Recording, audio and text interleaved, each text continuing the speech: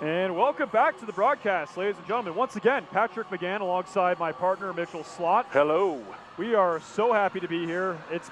We're kind of shaking out the rust a little bit. We're getting, back into the motions. We're going to have to. I mean, we've got 4 home series in a row, including this one, so great to be back. And as the boys will tell you, the Utes are extremely happy to be on home ice. They know this is when they're going to get their bread buttered and get on a good run going into nationals. It's no longer if they're going to make nationals.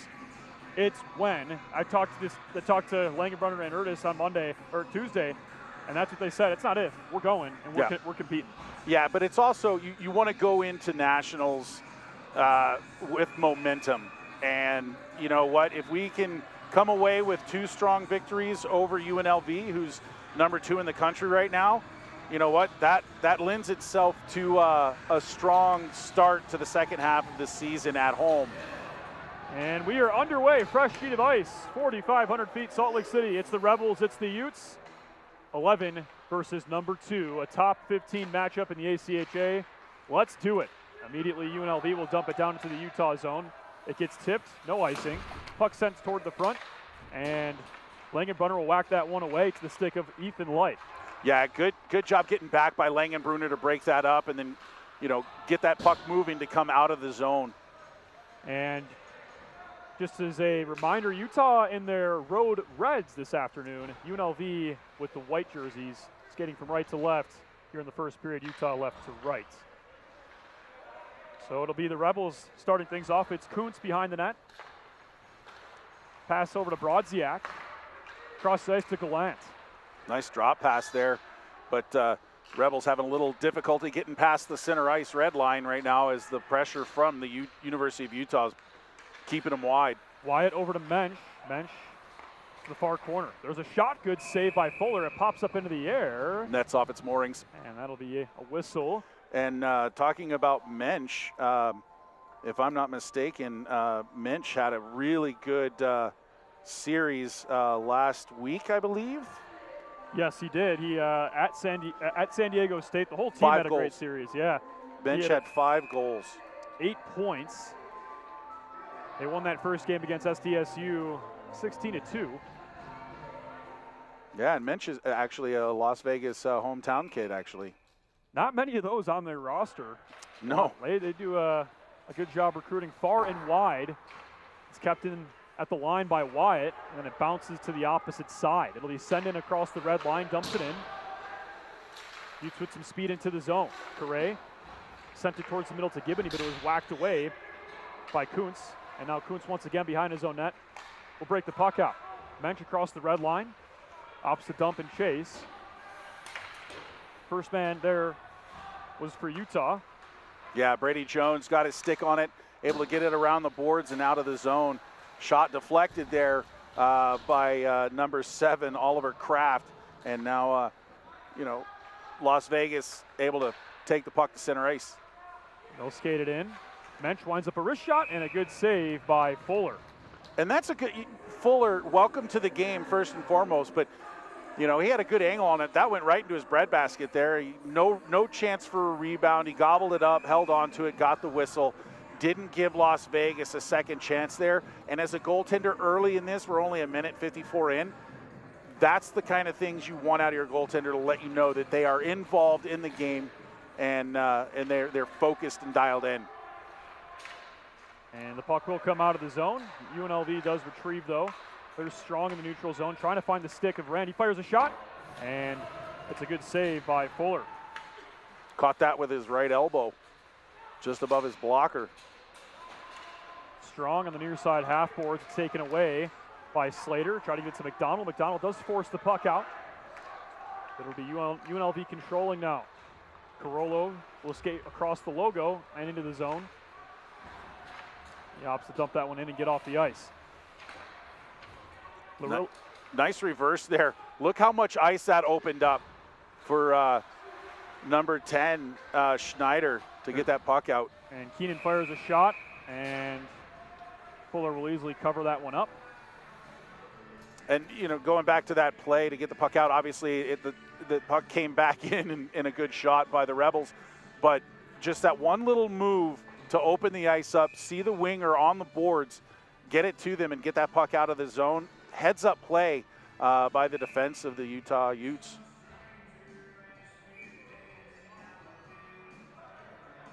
Keenan dueling Nicholas Schwab. Well, it was Nicholas Schwab. Now skating in will be Tyler Sunigal.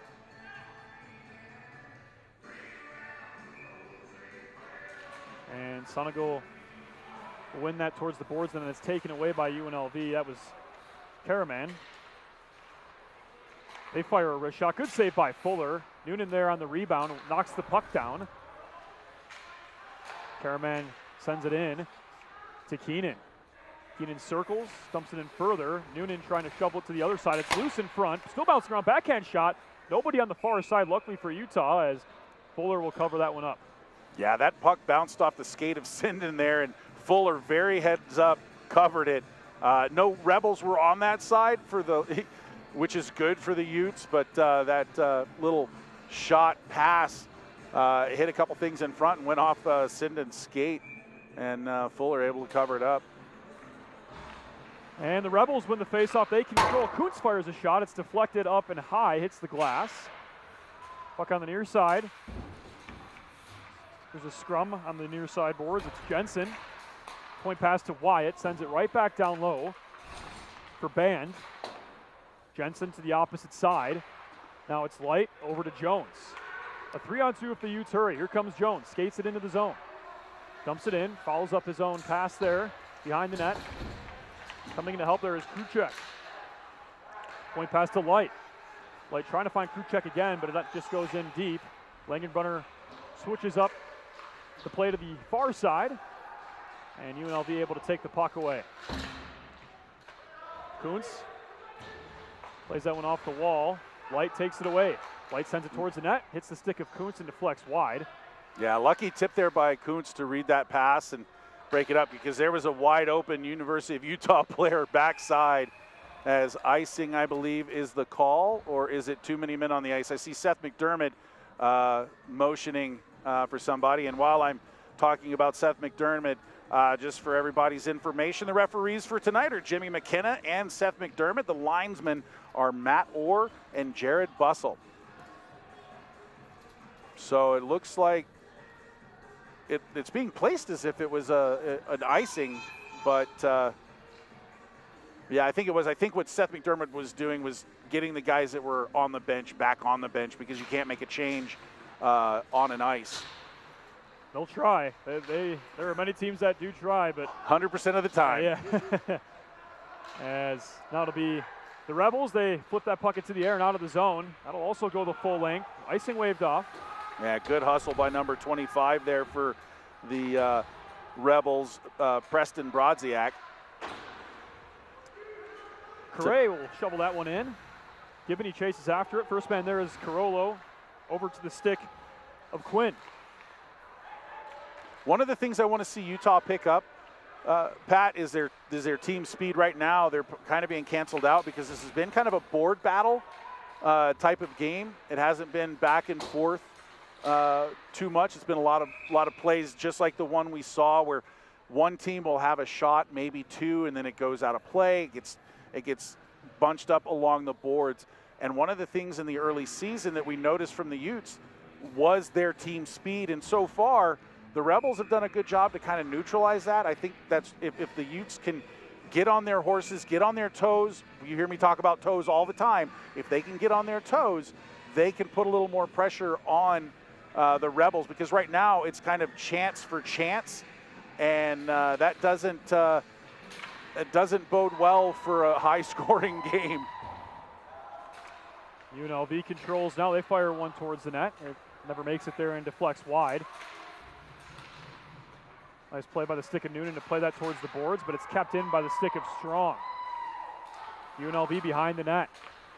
They throw a pass out towards the circle, the far side circle, and Fuller makes a save off the wrist shot.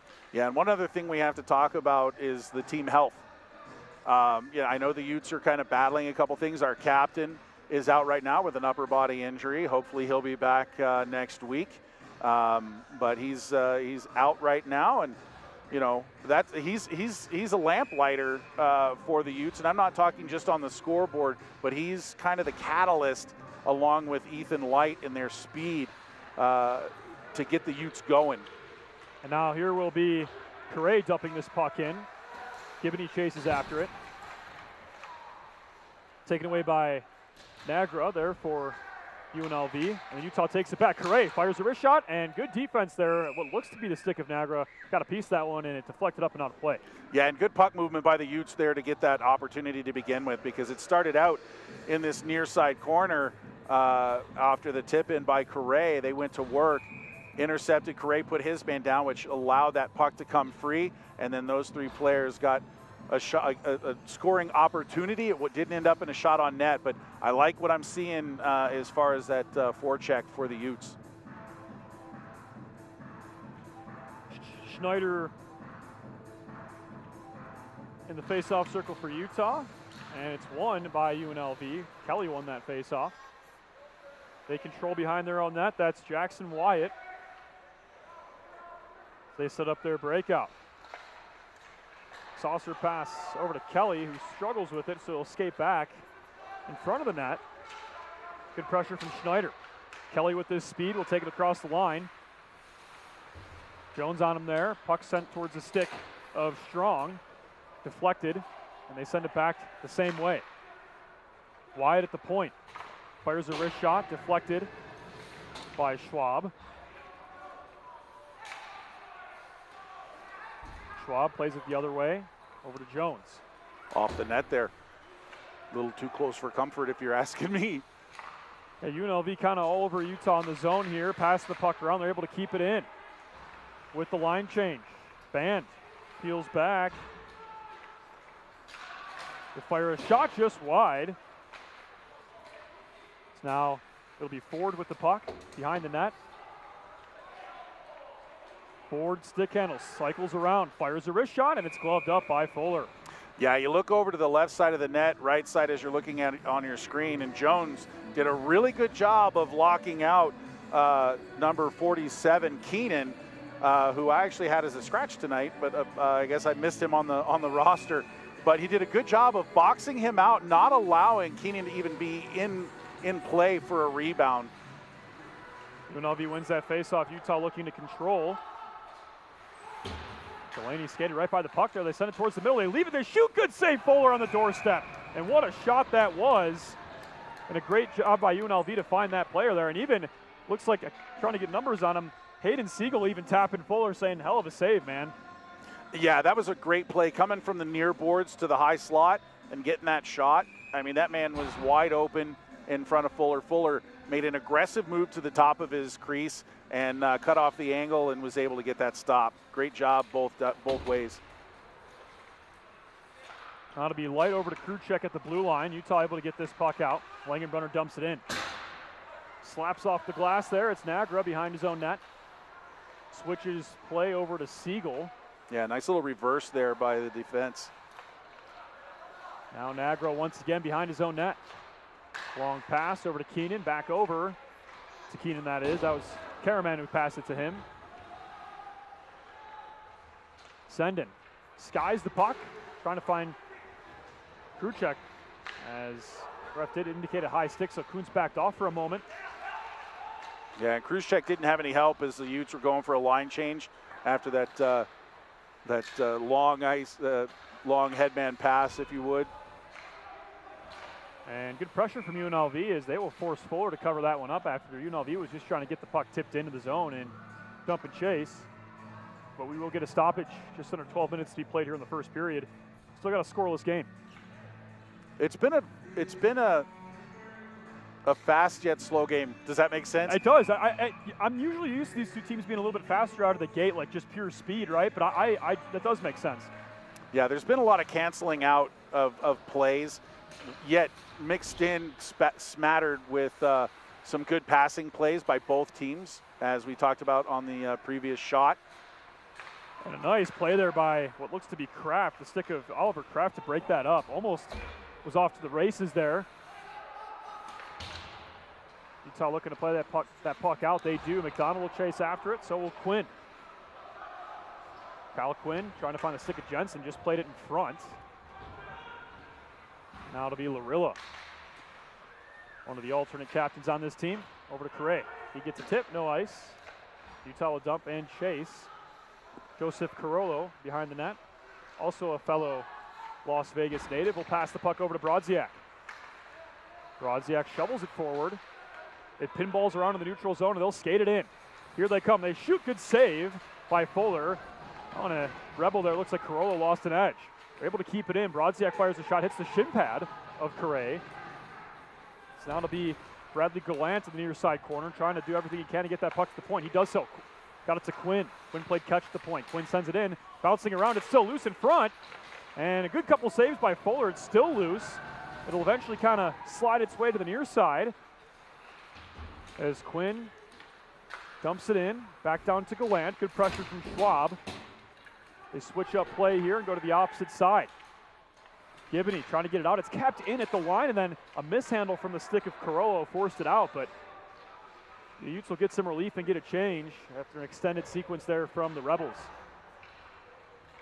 A good sequence by Fuller with that pressure down low right in front of him, puck bouncing around. He's only 6 feet tall, but I was looking, I had to look at the game sheet to figure out his size, because he made himself look to be about 8 feet tall and 6 feet wide.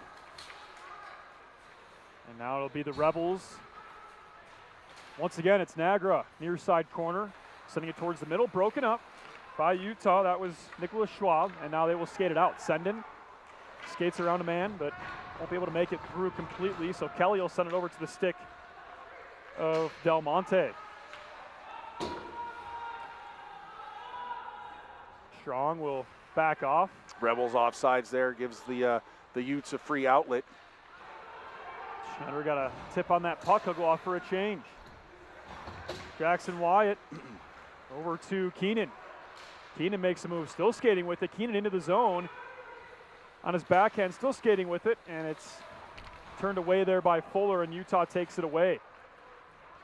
Langenbrunner able to get that puck out enough, but not enough to ice it. So that'll be Kuntz. Kuntz, a long stretch pass intended for the stick of Paraman, but it just goes a little bit off the mark. Karaman looking for the no-look pass to Wyatt. Now Utah takes over. Kruchek looking for light. Drops it off to Langenbrunner. Langenbrunner fires the backhand shot, and he hits the net hard. Hopefully he's okay. He hit that post square. Utah with a good chance nonetheless.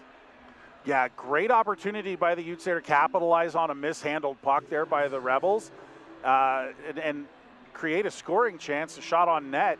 And that doesn't happen if there's not that support. You can tell when the puck was kind of right at the blue line, the Utes were circling almost like sharks because there was a couple mishandles by UNLV, and then they were able to pick that puck up in the neutral zone, stay onside, drive the net, get a scoring opportunity and a face-off in the offensive zone, which we haven't seen much of tonight.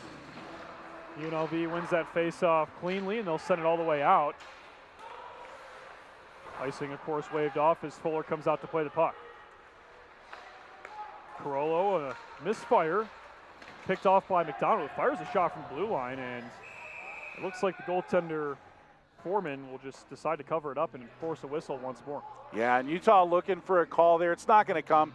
Right after the puck was released, maybe a half second after, McDonald, I think it was, got hit down to the ice. Players looking for a penalty there. You're not going to get a penalty there. It's not a late hit. Is it a hit? Yeah, but it's not late. He just released the puck on net. No call coming there, despite what the Utes really wanted. They wanted that power play unit on the ice. They really do. And they're going to try and draw penalties any way they can, as now it's Slater on the far side corner in the UNLV zone. Left the puck. Maybe there was a poke check there from UNLV as they'll now skate it into the Utah end. Good check there. Slater peels back over to McDonald, kicks it forward to his stick blade, and he's hit hard there by Ford. Gibney takes control, leaves it for McDonald. McDonald point pass, and it can't be handled at the line by Sendin. And great job by Sendin to react. He had a Rebel right on his shoulder, and those two battled with one another and Sinden came away with it. Great job by Sinden. That was Bradley Gallant, one of the leading scorers from last weekend. He's hot right now. It's kept in at the line. Nagra across the zone, one-timer, and didn't have enough juice on it, and it also went wide. Nagra once again across the zone, this time to the stick of Brodziak. Brodziak reverses play. The near side, Correa first man there for Utah. Gallant takes it away. Schwab plays the body there. Brodziak, and a nice pat. Gibney did telegraph it, and then he left it behind him, and so there was a shot and a good blocker save by Fuller. Del Monte at the point over to Nagra. Nagra fires a shot just wide. Trying to draw a rebound. And Sinden will flip this one out, and Utah will get a change. Nagra, a pass over to Brodziak, leaves it for Del Monte, back to Brodziak. Brodziak towards the net, sticked away by Fuller. There's a wrister, and it's blocked by the defensive unit for Utah. Now UNLV gets that rebound off the block, and they fire a shot. Good blocker save by Fuller again. Fuller keeping the Utes in it is right now. It's kind of a shooting gallery with the Utes not being able to get the puck out of their own zone, and the Rebels able to take advantage of some of these bouncing pucks that we're seeing and getting shots on net. But Fuller so far has done very well to keep the puck out of the Utes net. Utes net. That was tough.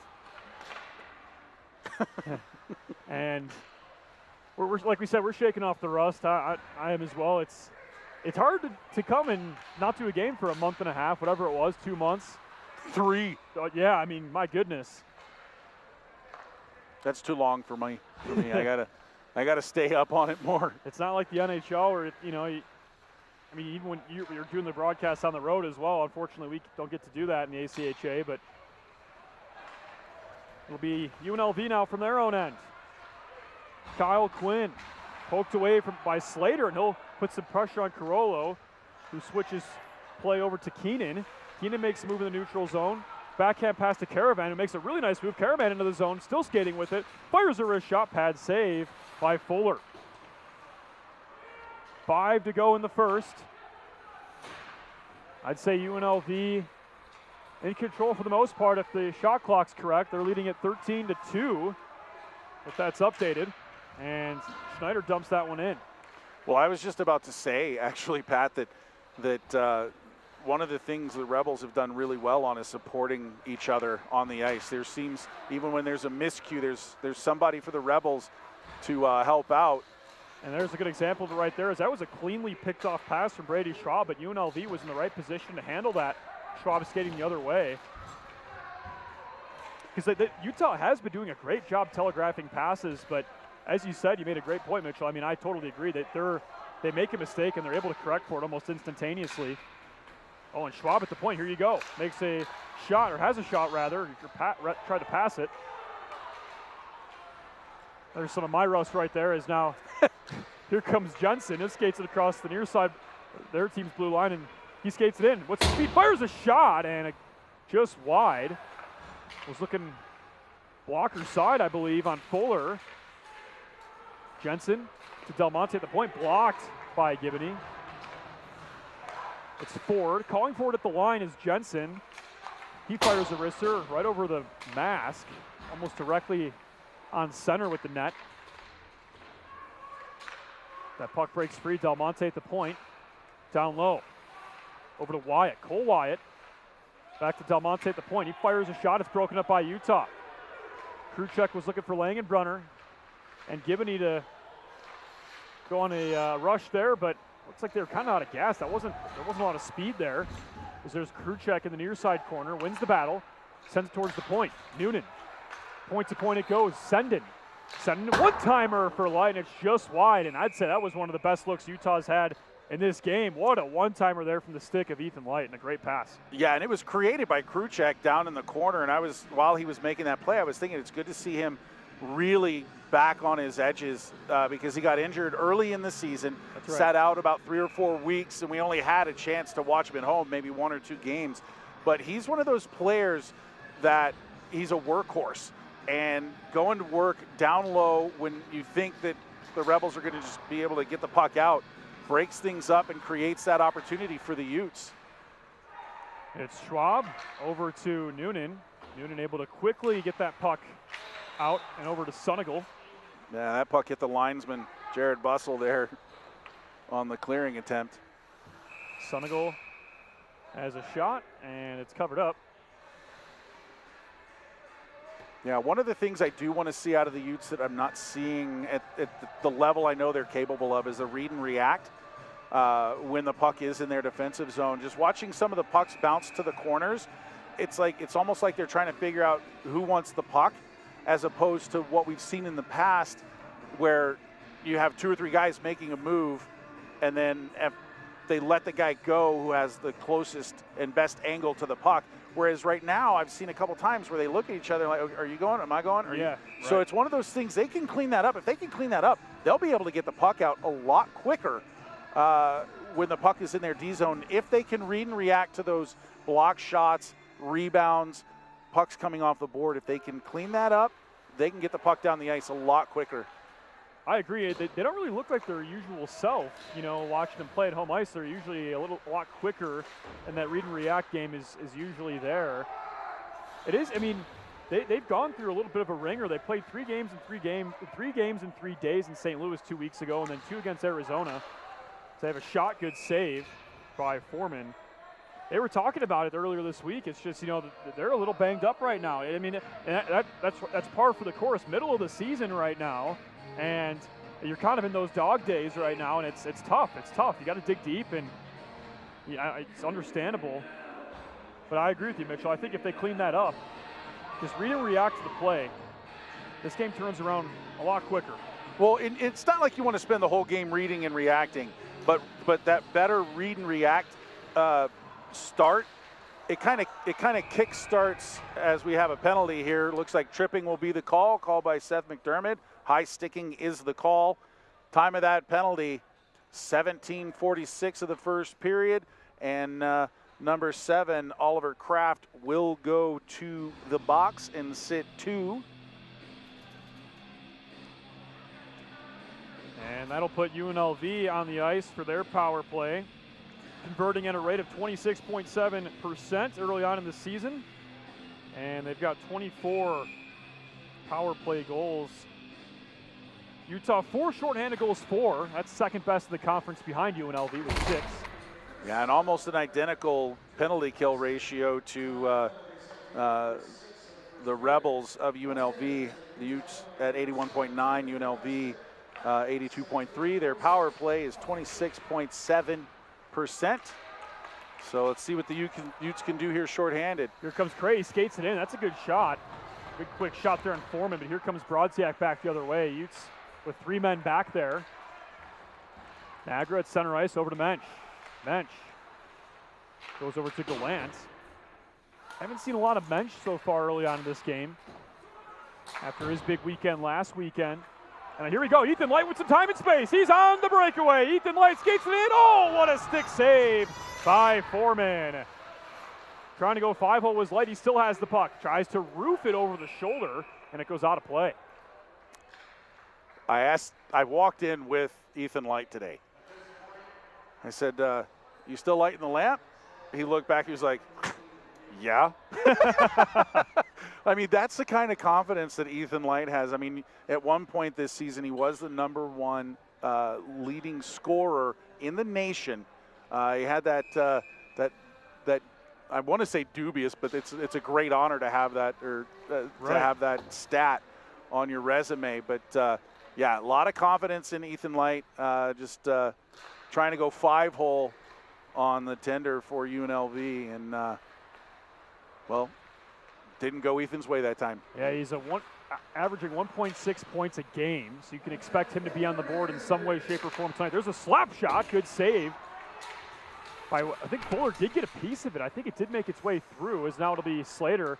He'll backhand that puck out with 33 to go on the power play for the Rebels. Rand will skate this one in, peel it back. Good penalty kill so far for the Utes. Wyatt, a point pass. Jackson Wyatt over to Del Monte. Cole Wyatt and Jackson Wyatt out there on the ice. Rand and Band also out there. My goodness, making it hard for us tonight. Yeah, you're doing great, buddy. Cole Wyatt over to Jackson, back over to Cole. Cole stick handles. Good defense there from Schwab, and he gets the puck out, and Utah killing that penalty off. Yeah, great penalty kill by the Utes. I think there was only one actual shot on that entire power play for the UNLV Rebels. And a hell of a chance from Ethan Light as well. The breakaway shorthanded, a really good kill as they'll just skate this clock out, and that horn does sound for the end of the first period. After 1 period of play, we got a bunch of goose eggs on the board. 0-0 is your score after 20 minutes. Pretty nice first period there, Mitchell, and man, it's good to be back. Yeah, it's fantastic to be back. It's one of those things I've missed for those 3 months because I'm used to the junior schedule. This is my first year with the Utes, and this is a totally different schedule. So I'm more than excited to be back. And one of the things I want to, well, we'll talk about that when we come back. We're going to take a short break. We'll be back on the air with about 6 minutes remaining in the intermission to go over what we saw in the first period and hopefully predict some scoring in the second period. Yeah, absolutely. So in about 10 minutes we'll be on for that first intermission report, but thanks for watching the first period here in Salt Lake City. We got a score of 0-0 Utes and Rebels.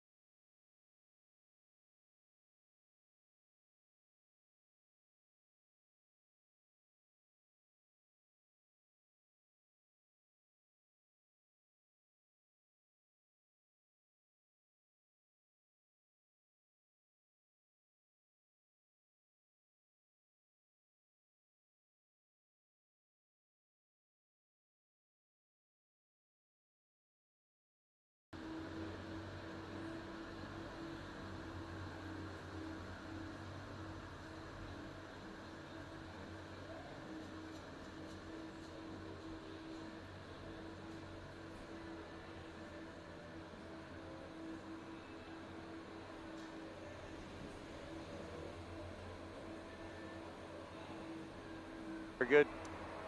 Like we said, shaking off the rust. Welcome back to the broadcast, ladies and gentlemen. Patrick began alongside Mitchell Slot.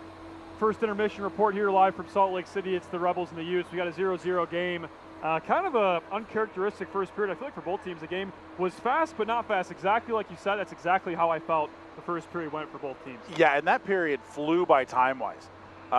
Even though there was a ton of whistles, I think what was occurring is the teams were canceling each other out. We talk about it a lot being a feel-out process or little things that can slow a game down, but I think part of it is because both of these teams are so evenly matched despite the rankings. They're so evenly matched. They always play evenly. One goal here, 2 goals there maybe, but it's never really a blowout. And I think the support that UNLV showed with their play neutralized some of the speed that the Utah Utes were able to not generate, if that makes sense. I know that kind of came out a little bit weird, but at the same time, their play, UNLV, slowed the University of Utah down. They weren't able to use their team speed, and when the Utes had an opportunity, they capitalized on their team speed, at least to get a scoring opportunity or a shot on net. Right now, shots are 16-3, if that is in fact correct. And I can believe that. The puck was in the Utes zone for a vast majority of that first period. And that goes to that read-react that we were talking about at the end of the period, where the boys need to start creating so that they don't have to read and react and they can proactively take charge of this game. But the support of UNLV for one another is neutralizing some of that, some of those opportunities. Yeah, they're a good team, right? Good teams rarely make mistakes, and when they do, they're able to, correct for them. And also, good teams can take advantage of the other's mistakes. So I think that's what we got to see here in these coming periods. Also, as well, I think Utah looked really good on the kill. I mean, when you look at the stats, Utah, Morgan Finney's got his team, his special teams dialed down. I mean, the stats on both the power play and the penalty kill, excellent. And we saw an excellent kill from them. And that could build some momentum. That was kind of at the end of the first period there, right? A good kill like that against a good team like UNLV could build a lot of momentum. We even saw a breakaway from Ethan Light, tried to tuck a 5-hole. Yeah. Wasn't quite quick enough, but we still like what we saw there. Oh, 100%. Ethan Light took advantage of that opportunity. It was a block shot, I believe, or a bouncing puck that got him loose in the neutral zone. And I think what happened with Ethan on that play is that he had more time than he really thought he did. So he wanted to release and not make too many moves and not even get a shot on net. But I think if he has a chance to look at the replay on that once the game is over and posted, he'll think about it and go, okay, I had a little bit more time. But that happens to so many players where they have more time than they think they do. But there's nothing wrong with that. It's an opportunity. It's going to make the netminder for UNLV very cognizant of the fact that the Utes can attack at any moment. Absolutely. And it's going to come quick.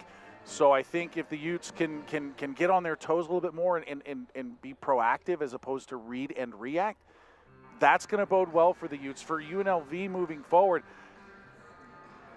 they're going to have a hard time getting it past Fuller. Fuller is seeing the puck tonight. I was going to say, he looked very good in the first period. He was forced to make a couple of really big saves, and he is seeing the puck very well tonight, I think. Most nights he does. Yeah, he's one of the best tendies in the nation. There's no denying that. You look at his stats, and they just scream all-star goaltender. And, he's 6 foot, 185, moves well, sees the puck well. And those are really nice attributes that you want for a netminder, especially when you are looking for a national title. And I guarantee you that's what the Utes are looking for this season. They got to the show or the dance last year. They were one and done last year. They do not want that to happen this year, and that's why we talked about pregame and a little bit in the first period, that you want that momentum going into nationals and have the confidence, because that swagger really does matter on the ice. Well, and now that they've been there, talking with Michael Urtis and Landon Langerbar, now that they've been there and they know what it's like, right? And it's kind of interesting, right? Because you might think, well, wow, like what's Utah thinking, right? Because they kind of scrape in last year, they don't win a game, and now this year they want to contend for a national championship. That's how it is. That's how they think. Talking to those guys, they know what it's like. They know how important that bye is.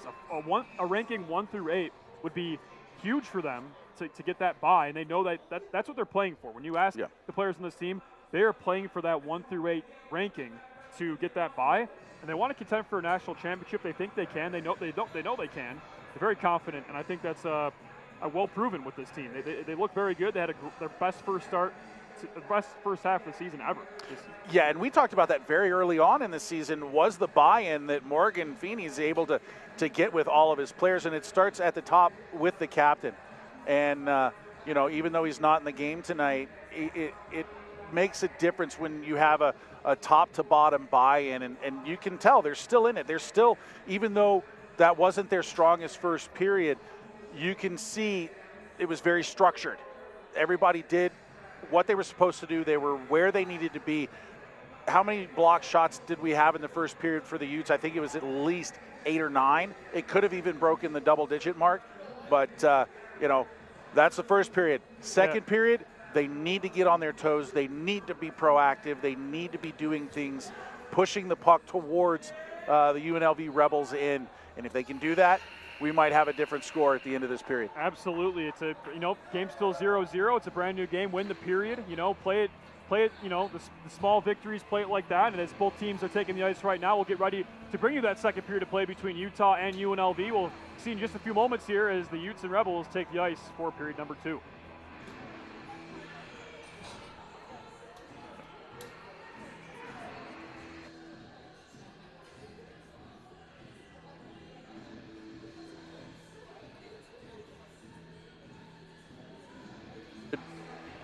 And welcome back, folks. Thanks for tuning in for that first intermission report. We'll have a second intermission report in between the second and third period after this one. But we're getting ready here for the second period of play between the Rebels and the Utes. We've got no score, folks. It's anyone's game. Typically is with these two teams. Very evenly matched, as Mitchell had mentioned. And each team kind of slowly making their way into this game. It's not like kind of the fire you see typically between these two squads, but regardless, it's two of the top teams in the nation playing tonight here in Utah. Yeah, and you know, now that first period is out of the way, these two teams haven't seen each other since the middle of November, like we talked about earlier in Las Vegas. They don't know each other that well this year because there's new players every year. And so I think with that first period out of the way, we're going to see the tempo pick up here in the second period and see what can be created. And with that being said, we're underway as it'll be Delaney over to Light. Pass over to Langenbrunner. Even just from the first few moments here, you can tell the pace has picked up considerably from what we saw in the first period. Langenbrunner, the stick of Kruchek. Nice pass over to Light. Light winds up a wrist shot. It's blocked by Del Monte. And he'll swing it around the opposite side. Langenbrunner looking for Delaney at the point, but that pass was just off the mark. Long stretch pass to Light, trying to catch UNLV sleeping. Over to Schwab, one-timer, sticked away by Foreman. Send in at the point. Send in over to Light, it's taken away by Brodziak, and out the puck goes. There's Fuller, sticks it towards the far side. Noonan plays it to the near side. Send in off the glass. Kept in by Brodziak and then Gallant shortly thereafter. Ethan Noonan flips the puck up into the air, and that will go for icing. Yeah, safe start for both teams so far. Utah, like you said, does look like they're a little bit quicker, but I'm going to give it a little more time before I really evaluate the tempo from the Utes comparatively in the second period to the first period. But they have controlled more in the first minute and 7 seconds than they did to start the game because the Rebels kind of took charge possession time in that first period. It's sticked away there by Foreman as the puck went the full length. Good pressure here from Gibney to win that puck. He fights his man off. That was Kuntz. He pushed right off the puck. Correa reverses play to the far side. Jones back down to Gibney behind the net looking for Schwab. There's a shot. Good save by Foreman. Scrum on the near side, and the puck does come out. It will be Jones. I'm liking what I'm seeing out of Gibney so far. We've said his name several times through the first period, and then that really good play down low. I like what I'm seeing out of him. He's using his size well to get possession of pucks. Yeah, we've seen a lot of him early on here in the second. Now it's UNLV with the puck. Kelly over to the far side. Rand played back to the near side. A point pass from Kelly to Carollo. And now Strong will chase after this one. Turned over there, it's Slater over to Schneider. He plays the puck out. Kraft opts to just dump that one in, and Utah will chase after it. It's kept in at the line by Music, and it's sticked away by Foreman. Looked like Slater was battling the puck along the boards there as he was able to finally get it over to the far side of the ice. Larilla back there for Utah. Now it'll be Slater. Slater to Delaney. He skates it forward. Utah cycles it back. Larilla dumps it in. Stick save by Foreman. Del Monte over to Karaman as he just gets a piece of it and chases after it. Back and forth we go. Ethan Light across the blue line, leaving it for Langenbrunner. And then UNLV is able to take it away, but it's kept in the line by Kruchek. Nice pass to Kruchek. Kruchek, one-timer for Light, and it's just wide. Thought we had one there. I thought so too. What a great setup there from Utah. Great display of passing the puck. As now it'll be the Rebels skating it out in a 3-on-2. If they hurry, they're just going to dump this one in and get some fresh legs on the ice. Yeah, there's a definitive difference right now for the Utes starting out the second period. Said I was going to give it a little bit more time. We're about 5 minutes into the second period here, and the Utes really are driving the play so far in this second period. Yeah, I agree. They look much better here in this second period early on. Jones skating back with some speed. Here comes Jensen. He skates it in. He shoots. Oh, my goodness. And he didn't have enough on his backhand to tuck it away. I think he had it, but he just lost control. So I think my heart just went into my throat because just after I said the Utes were taking charge of this period, the other team gets a break and a scoring opportunity. Yep. Kind of scared me a little bit. I didn't want to jinx us. Murphy's Law, right? Exactly.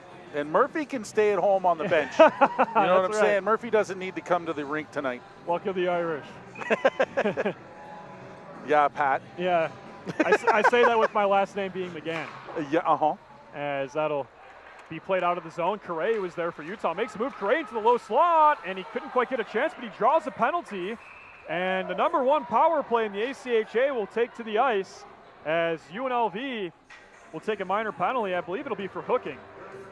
Hooking is the call. Time of that penalty is 4:35 of the second period. And none other than Heath Mensch to the box. He is the fourth most point getter for UNLV, so taking him off the ice is certainly a good thing for the Utes. And not only that, you do put the number one power play in the nation on the ice.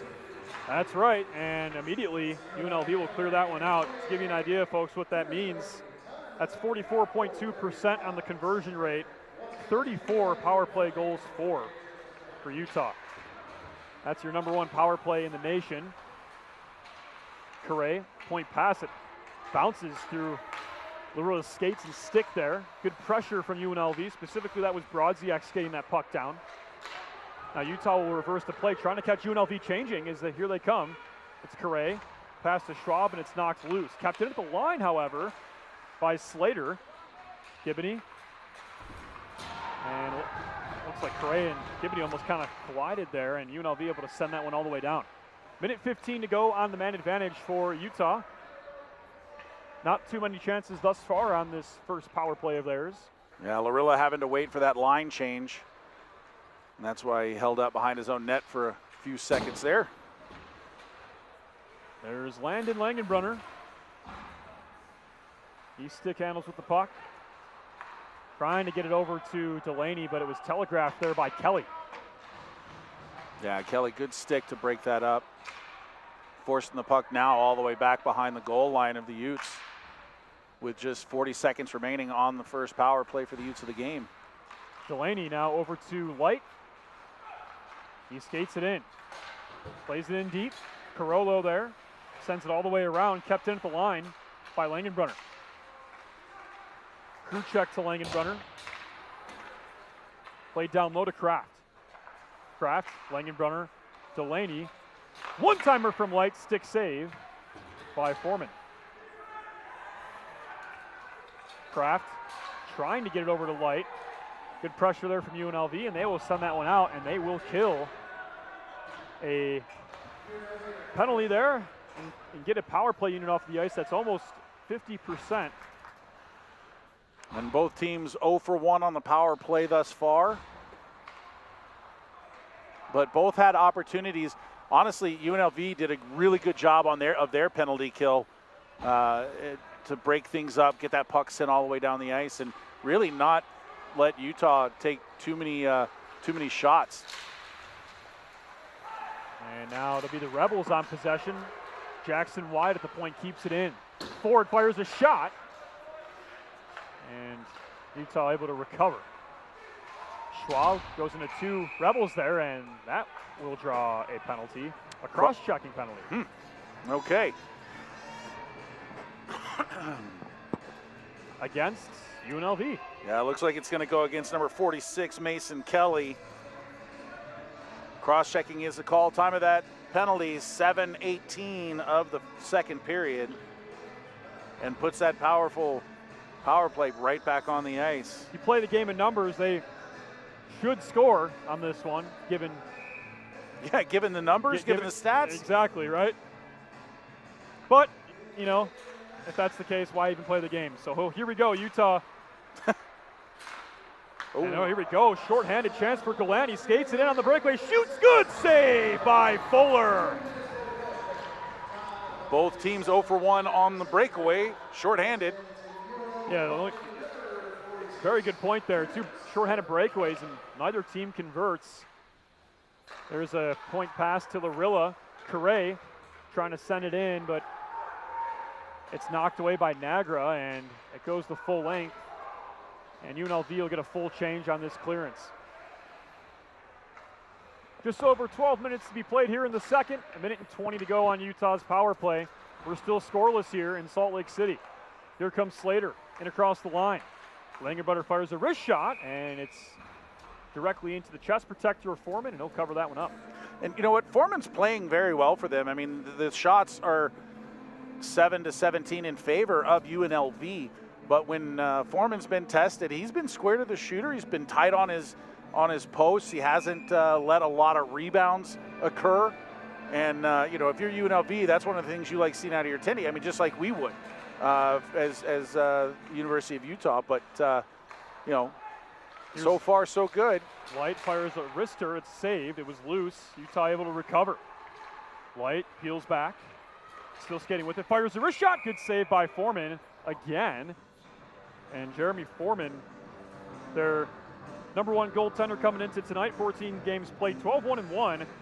A 2.00 goals against, 914 save percentage, 3 shutouts on the season. Hell of a season for Mr. Foreman. Yeah, not much more you can ask. I mean, those are really, really good numbers for a tender. And I believe this is his first year as the netminder for UNLV, as they had, I believe, Wakelin and a couple other goaltenders that were with them for a very long time. So he's filling the role very well and playing very well tonight thus far. Yeah, both teams realistically are playing very well. They're supporting one another. They're wearing the same jerseys, getting opportunities, reading passes just like right there. 30 seconds to go on this power play for Utah. Delaney, near side to Light. 20 to go. Light. Stick handles, trying to find the lane. Sendin. To Schneider, back to Sendin. Schneider at the goal line, skates it in, and it looked like it was sticked away by Foreman potentially, and it goes the full length, and that'll do it. UNLV killing basically 2 consecutive power plays for Utah.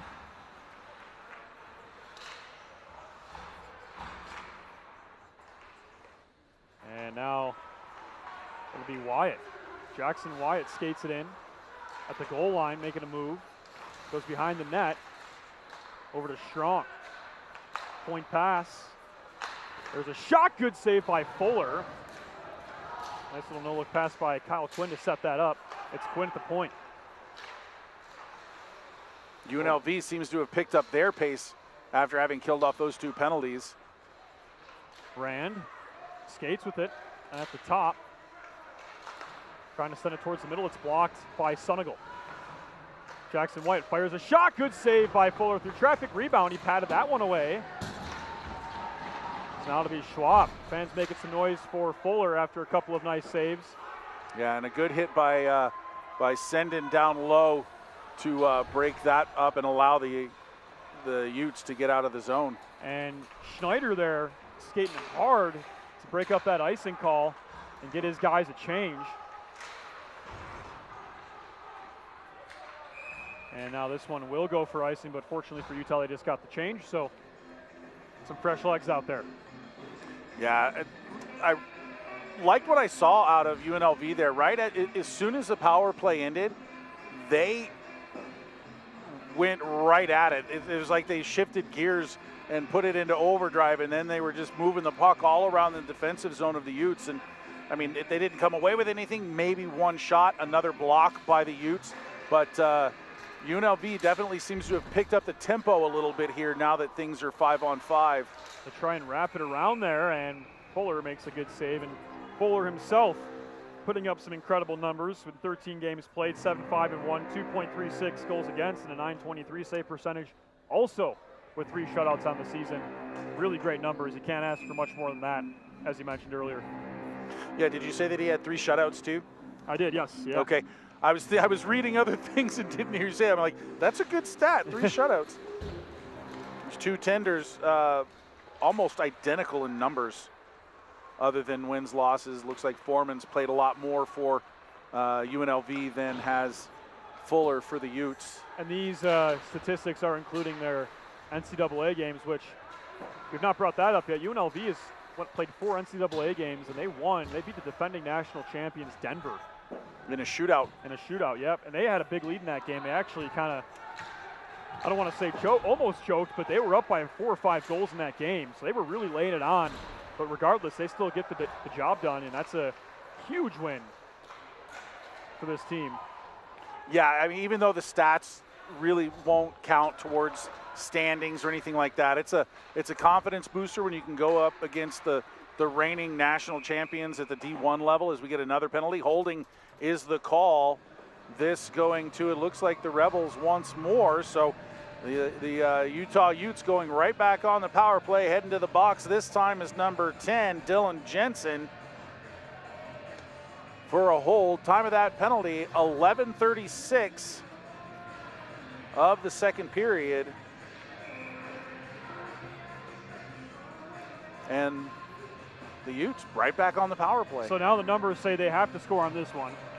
But we'll see what happens here. Utah back on the power play. UNLV doing, taking some penalties here. You don't want to put that power play unit on the ice, but they've done a good job killing so far tonight, have the Rebels, and there you go right there. They send that one to full length.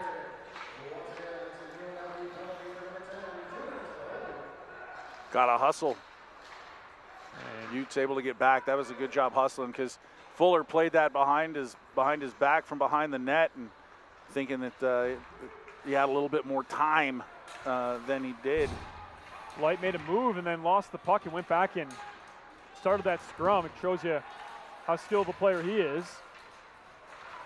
UNLV able to whack that one out. That was a diving Gallant. And now it'll be Utah from their own end. Delaney taking his time to get this started, a minute to go on this man advantage for Utah.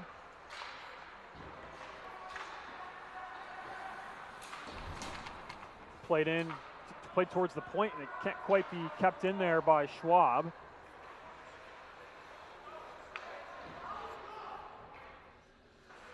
The Rebels are very spread out as a 4-man unit. 1 man in deep, putting pressure. Everybody else back. Gibney, near side half wall to the goal line. Play towards the point for Slater. 20 seconds to go in the power play. Schwab behind the net. Over to Slater. Slater to Correa. That was a good look there. Correa just couldn't wind up a shot, but the pass was excellent to get it to the stick of Correa. They found that lane.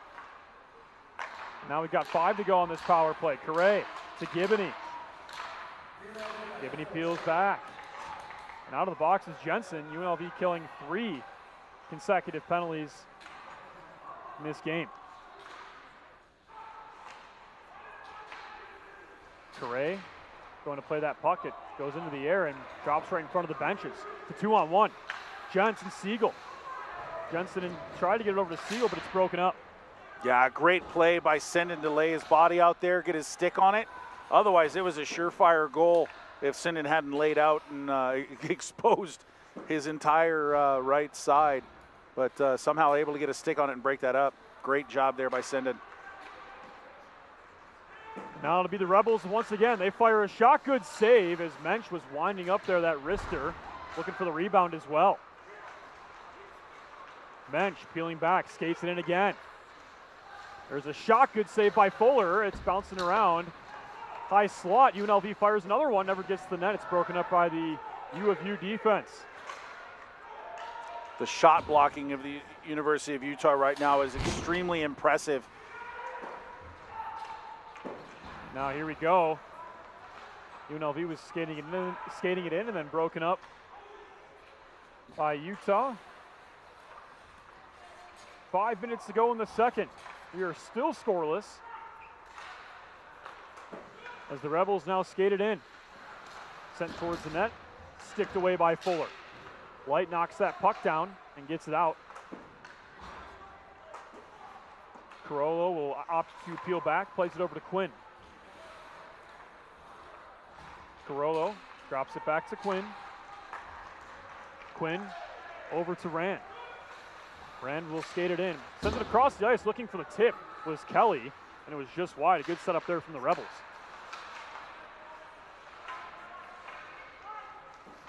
Cole Music dumps that one in. Right now, this reminds me of a chess match. I think right now it's just a matter of who blinks first, because both teams are playing very well defensively.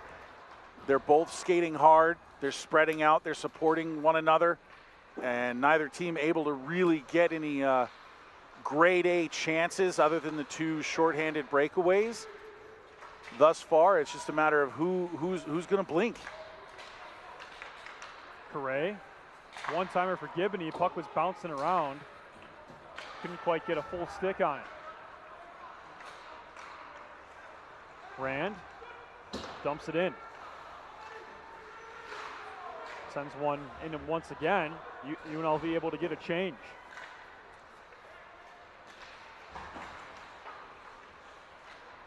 Sunigal dumps it in for Utah. Foreman out to play the puck.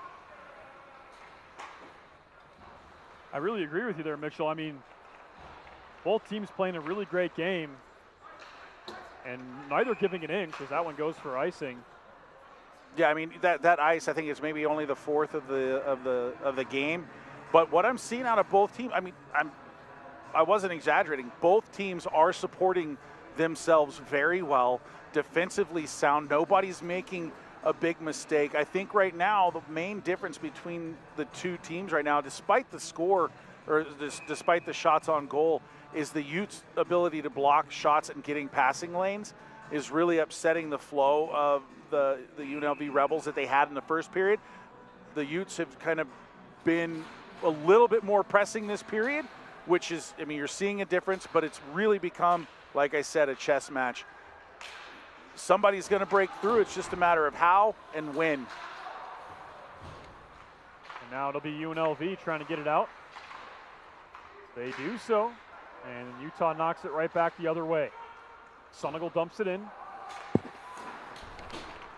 Less than 3 minutes left in the second. Good job by Noonan on that play to keep that in. And UNLV taking that puck away, and they'll skate it out. Siegel skates it in, fires a shot. Good save by Fuller. He almost lost it, but got it right back and covered it up.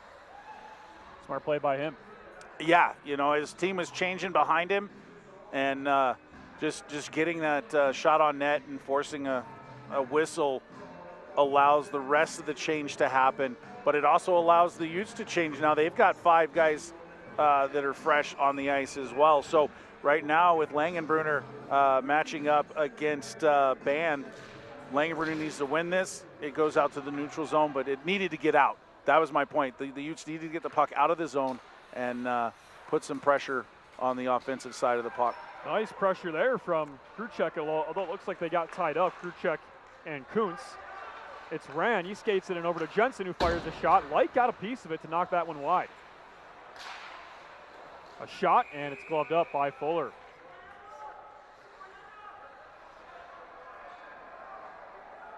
Fuller's seen a lot of rubber so far. 23 shots, that being the 24th.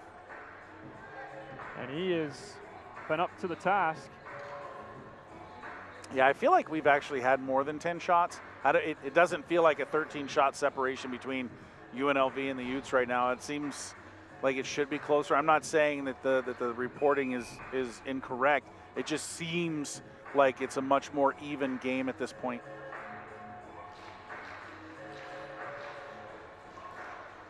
And now it'll be UNLV after the face-off with possession. That is Gallant, point pass. They send it back down low. Less than 2 minutes here in the second.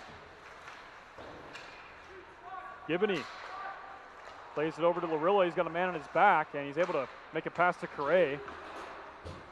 And he dumps it in. Wyatt reverses play to the near side. Gallant. Schwab, good pressure. Schwab to Correa. Correa, wrist shot, and it's just high. It was tipped, it looked like. Good look, though, nonetheless. Light behind the net, spins around, still with it. Backhand pass to Delaney, who fires a wrister, rebounds loose in front, and they had a man there, that being Slater for Utah. But UNLV able to force the puck out. Slater with some space, across the blue line, skates it in, makes a move, drops it off for Langenbrunner, fires a wrister, and a good save by Foreman. And Langenbrunner with his back check at center ice 100% created that opportunity. He got back. The Rebels didn't have a lot of speed through center. Langenbrunner adjusted, got back, didn't take a penalty, got it with his skate, and then got it over to Slater, who was able to get that shot. Excellent, excellent work by Landon Langenbrunner on that play there. Face-off won by Utah. Langenbrunner fires a shot just wide with less than a minute to be played here in the second. Langenbrunner pinned up along the boards, and UNLV will take the puck away. Carollo over to the stick of Rand. Rand to Carollo, skating it in. It's bouncing around. Fuller made a save. Good stick by the D there to alleviate that pressure, and it ends up in the neutral zone now. Great stick by the D of the Utes. Rand peeling back. 25 to go. One last rush for UNLV. He'll skate it in. Rand peeling back. Got nobody at the point. Finds Del Monte, but that puck will find its way out of the zone. The captain dumps it in. Fuller out to play it. He sends it all the way around the boards. 5 to be played. Gibney with some speed. The bench going to be yelling shoot pretty soon, but no look there for Utah, as there was a hit on Correa at the end of the period there from Nagra, but nothing will spark there. So at the end of the second period of play, we are still scoreless between the Utes and the Rebels. What a game this has been so far. It's been a fantastic game, very clean. Only 3 penalties in the game so far, all 3 committed, 4 penalties. 3 in that second period, all committed by UNLV. Good period, both sides. It's only going to ramp up as we head into the third period. But we will be back with 6 minutes remaining in the intermission. Don't go anywhere. You're watching Utah Utes hockey.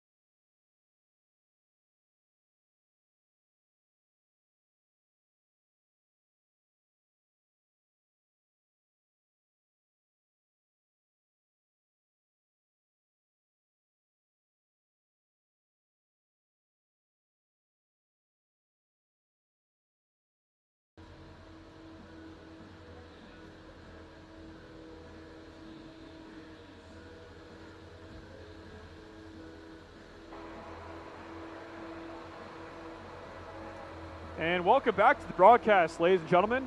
Once again, Patrick again alongside my partner, Mitchell Slott. We are thrilled to be back here on the broadcast and thrilled to be here for the second intermission report here in Salt Lake City. We've got a score of 0-0. I promise somebody will eventually score, but just hasn't happened yet. Yeah, it's just a matter of time. I mean, like we were talking in the second period, I mentioned a chess match. Literally, that's what it feels like. Last time it was slow but fast but slow. This time in the second period, it was back and forth chess match. Utah being able to block a lot of shots, despite what the board says the shots are. It's been changed to 12 to 26 in favor of UNLV, but it didn't feel like that. It felt a lot more even. The Utes did have three power plays, unable to convert on any of them, but that's okay. It's not anything that the Utes need to be concerned about. The Rebels are number one in the conference for a reason, number two in the nation for a reason, and that's not because they give up a lot of power play goals. Right. So looking forward to this next period, I think the Utes can ramp it up even more than they did. They played a very solid second period, as did the Rebels, but I think the Utes still have another gear they can get into. We saw briefly the next gear that UNLV has right after that second power play ended. They came out that next shift and they dominated for a full 30, 45 seconds in zone with possession of the puck and just had the Utes kind of running around a little bit. And then obviously the Utes able to stave off that attack. But we've seen UNLV's next gear. I'm ready to see the University of Utah skating Utes next gear. I think their best chance, honestly, I think some of the best hockey they play is right after your coach amps you up, because that's what's going on right now in the locker room is they're trying to get amped up for these final 20 minutes. I think you got to come out, you got to get one early here in this third period. Come out with some moxie and some momentum and some tempo and get one on these Rebels, because I think that's the best chance. You don't want this to drag out longer than it has to be, right? But regardless, though, I mean, obviously it's anybody's game. No score.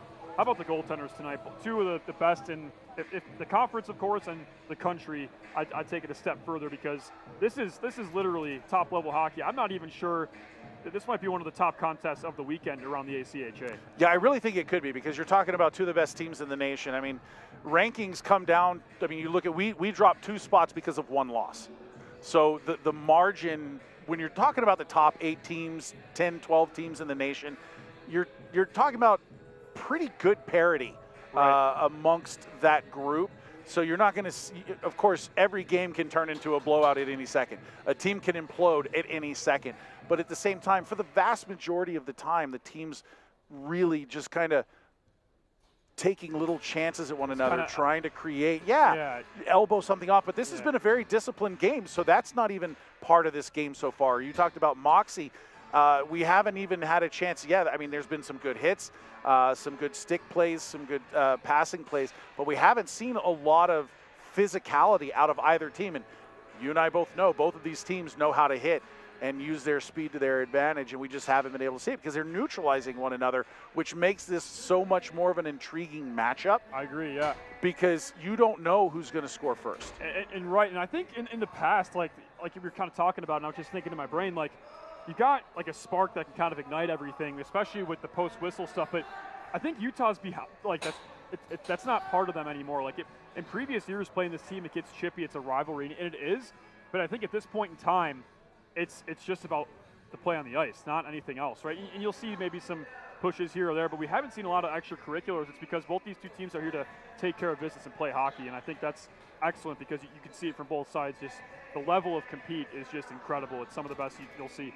Yeah, and I think really what's dictating that is both of them have their eye on the prize. And the prize isn't to dominate and out-physical the Utes or the Rebels. That goal, nationals. You can't get there if you don't have your full squad, if you're doing those things after the whistle to create penalties, to try to get into the head of the opponent. Right. The best way to get in the head of the opponent is to put the puck behind their tender. Both teams want to do that. That's why we're not seeing a lot of the post-whistle, in-between whistle, pushing, shoving. Very disciplined teams, both. And I like seeing that. Yeah, I mean, everybody wants to see a little bit of the gnarliness. Drop the gloves, you know. But you can't do that at this level. You'll get a game. And neither team can afford to lose one of their top players because they made an immature, undisciplined play. And we're seeing very disciplined play right now. And one last comment I want to make as we were talking about how these two teams have their eyes on the prize. Utah, I asked Captain Michael Orditz and Landon Langerbrunner, I'm like, you guys are in contention to win the conference for the first time ever. And they're like, oh, that kind of be cool, but we're not really thinking about that. We're thinking about the national championship. And I think that's really cool. Obviously, winning the conference, the hardest conference, would be a big thing, but they got their eyes on the prize. So with that being said, we got our eyes on the prize. The third period of play is coming up right behind us. Stay tuned for the Utes and the Rebels, the final 20 minutes. And all we have to do is just turn around. I am so exhausted from that move we just made. And we're still going. We're not going anywhere, unfortunately, for you guys. You guys have to listen to us a little bit longer, but it's been a heck of a game. I mean, and it's been a blast being up here. I mean, man, it's been too long, as we said. And for Utah, it's been long for them. It's been a while since they played on home ice. They're looking to send these fans home happy. Yeah, and just so you guys know, we're back on the air at 4:30 for a ACHA Division II game.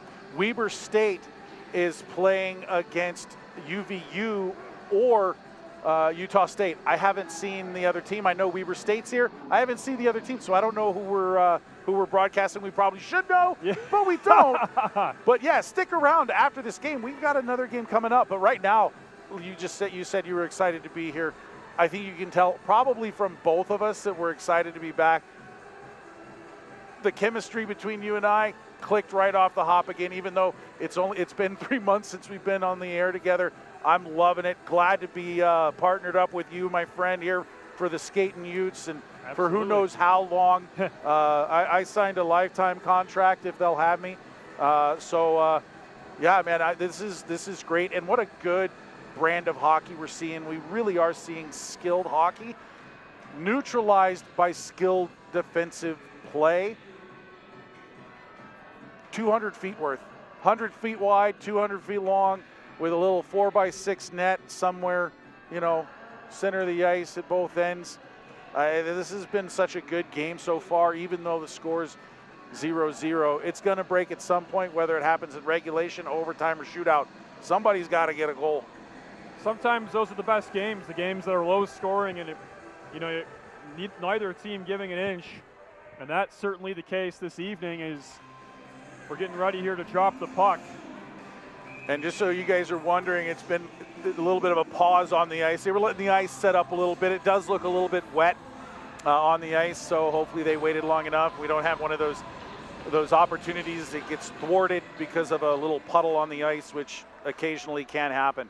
And we are underway, final 20 minutes here from Salt Lake City. The Rebels and the Utes, number 11 versus number 2. As that puck is sent towards the point. There's a shot, good save by Fuller. It's now Slater over to Langenbrunner. The puck squeaked out. Nagra over to Del Monte. Del Monte skates it in. That's exactly what I was talking about. Del Monte had a lane, and the water stopped the puck.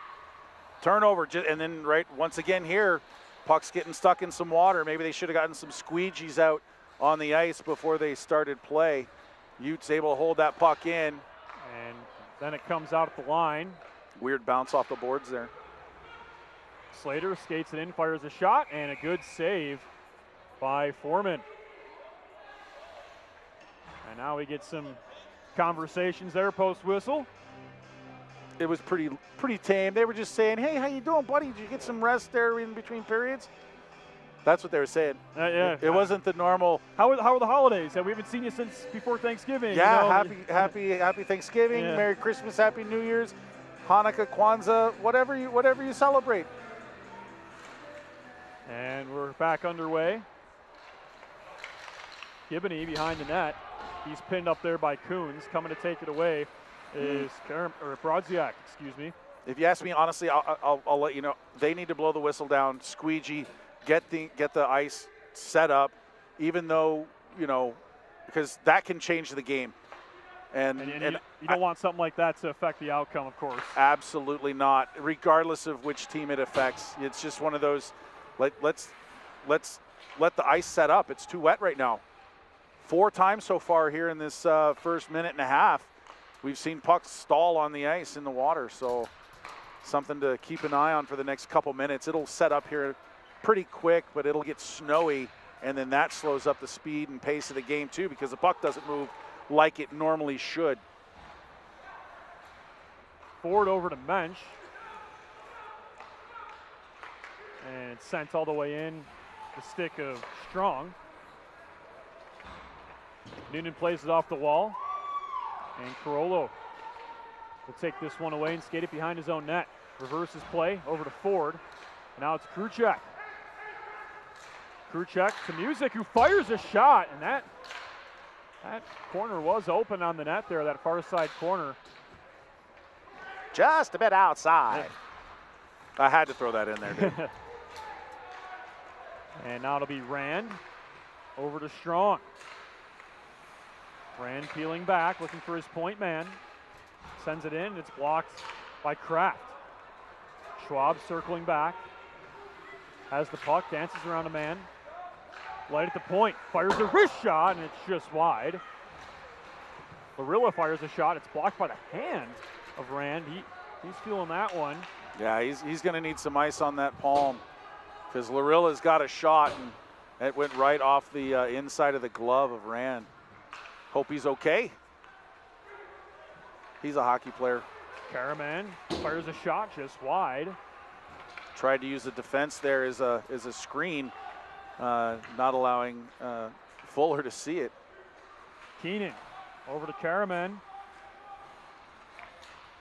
Karaman behind the net. With possession, circling back towards the corner. Siegel a shot. That gets deflected up above the net too. Utah doing such a good job of getting in the shooting and passing lanes the entire game. Langerbrunner off the glass, and I don't know if that's going to have enough, but looks like it does. And it just barely does, so we will get an icing.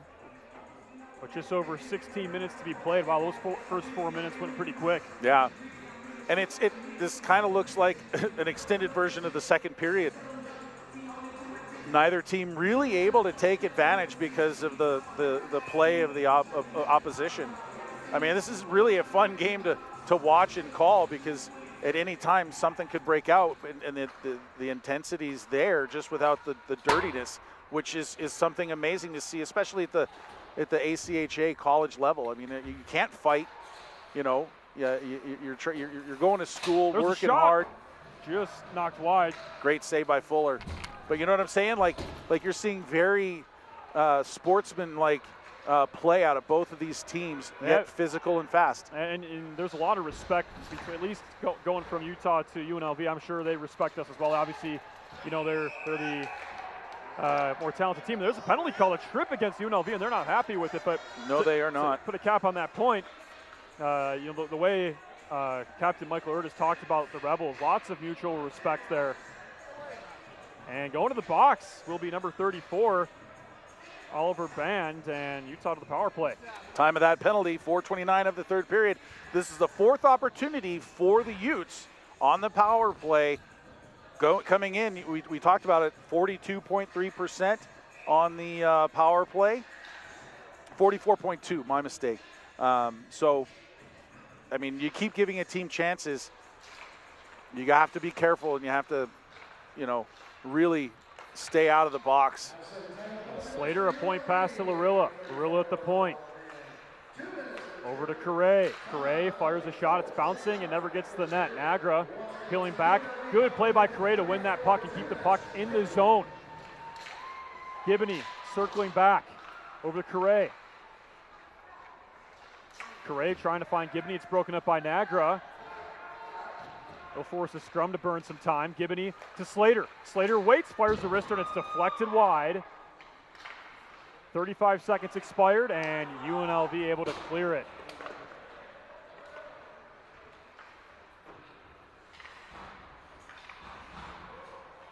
Slater over to Langenbrunner. And it pinballs back and forth in the neutral zone. UNLV able to send this one the full length. Utah with 60 seconds remaining on their power play. Utah looking to break this scoreless tie here in the third on this power play. Utah right now unable to get their power play set up. Good positioning by the penalty killers of UNLV. And now here they come, Delaney. And the puck's taken away by Kroll. No numbers there for Utah, really. Delaney had no options, and it's sent all the way out. And here we go, it's a breakaway for Siegel. Siegel squeaks in, he makes a move. What a save by Fuller! He recovers the rebound. Oh my goodness, and Utah takes it away. UNLV almost caught Utah sleeping there, and what a save. Fuller bailing out his team. I don't think the Utes knew that he was back there. And not at all. There's a big hit on Langenbrunner. Noonan fires a shot, sticked away by Foreman. 5 to go on the power play, and it looks like UNLV yet again will kill off a penalty, their 4th penalty of the night killed off. And now here comes UNLV. They have a shot. Good block by Noonan, and here comes Utah back the other way. Schwab across the ice. It's picked off. Here comes Mensch and Brodziak. Mensch fires a shot just high. Couple of fireworks right then for UNLV. Utah able to fend him off, and Fuller putting the team on his back. Past the point, Quinn cools it off, but can't quite control. Noonan shovels it out. Schneider with some speed and not enough room. Heads up. As UNLV sends that one way up high. And good thing there. I said heads up, but we've got a net 360 degrees around this rink, and there's a guy sitting right over there by himself. I was ooh, thinking maybe he might get hit, but then the puck bounced off the net. Did you bring your well, I guess I'd say baseball mitt. Obviously, it's not baseball. Did you bring your goalie glove tonight? We gonna catch a puck tonight or what? No, no. What I brought was my foam finger. Yeah. That'll work. That'll absolutely work. 12:51 remaining here in the third period. Face off in the UNLV zone. And that face-off is won by Utah with a little bit too much power there. It comes all the way out. Young skates it down. With Strong on him there. It's Correa trying to get it to Schwab. It's kept in at the line by Rand. He knocks down Young, but Utah able to recover.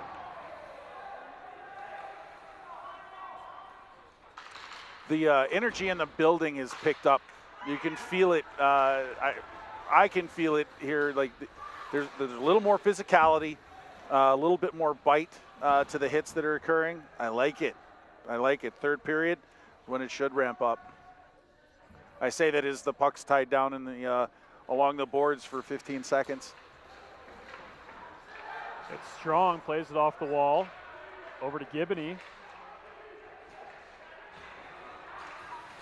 They skated in. No shot comes from that. Good defense there from Gibney. Yeah, Fuller lost his stick momentarily. Now he has it back. There's a pass to the point, but in between the 2 point men, so it'll come out of the zone. Here comes Rand. Rand skates it in. Delaney trying to knock him off the puck, but he maintains possession. Rand to Ford. Ford down low, sticked out by Fuller, and it goes all the way out. Yeah, that'll be an icing, and if you ask me, that's a good icing for the Utes because the Rebels have picked up their intensity, picked up their speed. They're starting to put pressure on the Utes, and Fuller, he lost his stick momentarily, got bumped into, was able to pick it up with the puck in the zone, but good clear. I'll take that restart any day if I'm the coach. And so Utah wins the face-off. They're unable to get it out. It's kept in by Cole Wyatt. Jackson Wyatt at the point. Sends it all the way back down. And out it's UNLV. Band with the puck. Over to Kuntz. And now it's Jensen. Cole Wyatt fires a shot, deflected wide. Jackson Wyatt peels back. Band at the point calling for it. He skates down low to get the puck, leaves it for Cole Wyatt, up to Jackson Wyatt. Fires a wrist shot, and Fuller did get a piece of it and knocked it wide. A good save by him. Point pass.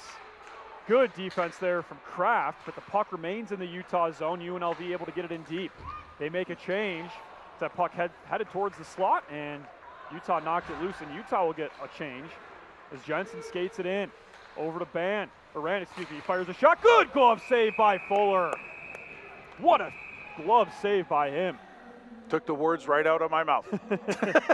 Wow. And that, I'm not sure who the player was that went slide, took a hit or collided, slid right in front of Fuller right before that shot came. And it looks like we have another penalty. This one coming to Dylan Jensen. Time of the penalty, 9:30 of the third period. And I did not see the signal. I did not either. So let's just call it a penalty. And Utah will take it. Their 5th power play of the game now is as good of time as ever to get on the board on the power play. It's the #1 power play in the ACHA, but the #2 team in the country is keeping that power play quiet this afternoon. And that faceoff's won cleanly by the Rebels, and they will send it all the way down. And Landon Langenbrunner will start things off from his own zone. Cross-checking was the penalty. Little undisciplined action there. As there's a scrum, UNLV happy to let this thing continue for as long as it can to burn some of that penalty time. We've got 30 seconds expired off of it already. That was a fast 30 seconds. And that puck does come out of the scrum. Sent towards the middle, and UNLV will play some pinball and whack it all the way out. Yeah, that was the Utes could have done a little bit better there once they got possession of the puck. They driving in strong right now is Light. Here comes Light. He skates in, makes a move in front, and ran out of real estate. And there's a play right to the low side. They shoot. What a save by Foreman off the stick of Schwab. Nicholas Schwab looking to get the first goal of the game, and what a save by Jeremy Foreman. There's a reason why he has a .914 save percentage. And you see it right there. My goodness. Yeah. Wow. What an opportunity. Clean look there for Utah on their power play. 57 seconds remain on that power play. UNLV wins the faceoff again. That's multiple faceoffs here that they're winning on the kill and burning some time. That's a stat that I wish we kept more in line, is like individuals faceoff percentage, because UNLV's done a good job in their defensive zone tonight. They really have. They've won the important faceoffs. Gibney peels back. Point pass to Delaney, but just off the mark. He had space and time for a shot. Just the pass wasn't quite there, and UNLV able to force that one out. Delaney over to Correa. Correa leaves it for Schwab. Schwab fires a shot. It's blocked off the shin pad of, I believe, Kyle Quinn. He's laboring after getting hit there. That doesn't feel great.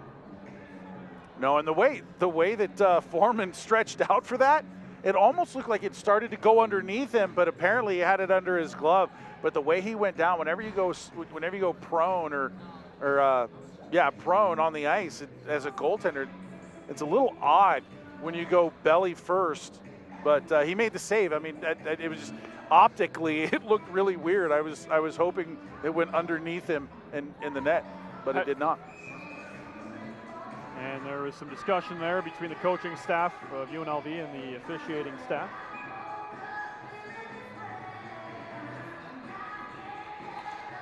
And face-off again, won by UNLV. It's kept into the line by Light. 15 to go on the power play. Light makes the move, skates it in, makes a nice move, he scores! What a move by Ethan Light! The Utes are up 1-0. Holy moly, skibbity bibbity! Light puts it in the net, breaks the 0-0 tie. Utes lead 1-0. Time of that goal, 11:21 of the third period. What a move by Ethan Light in front of the net, danced around all the defenders, made the goaltender Foreman stretch out as far as he possibly could, and then buried it backhand. What an unbelievable move by Mr. Light. And we finally get our first goal with 8 minutes and 39 seconds remaining in the game. And it's a big one.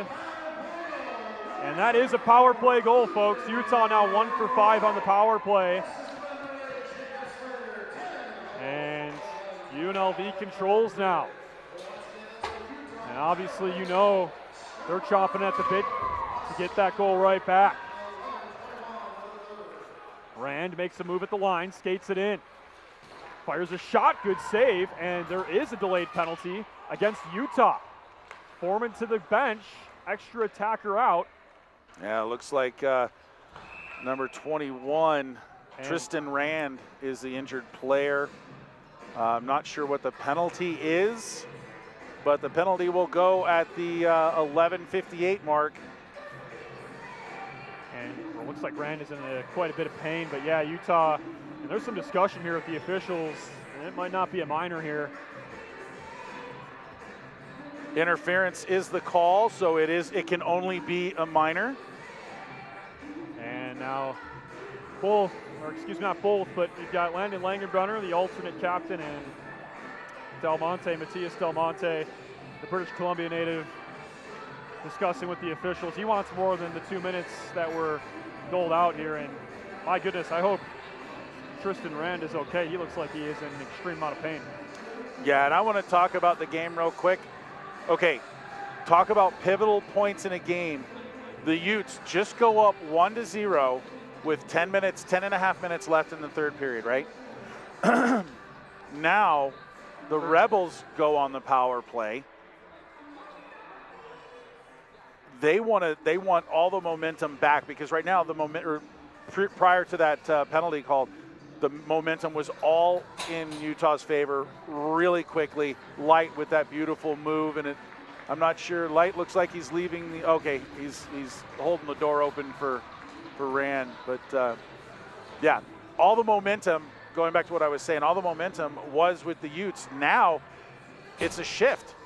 Now they're short. They have to kill off 2 minutes of penalty time, and hopefully keep the score what it is. Fuller has looked really strong so far tonight.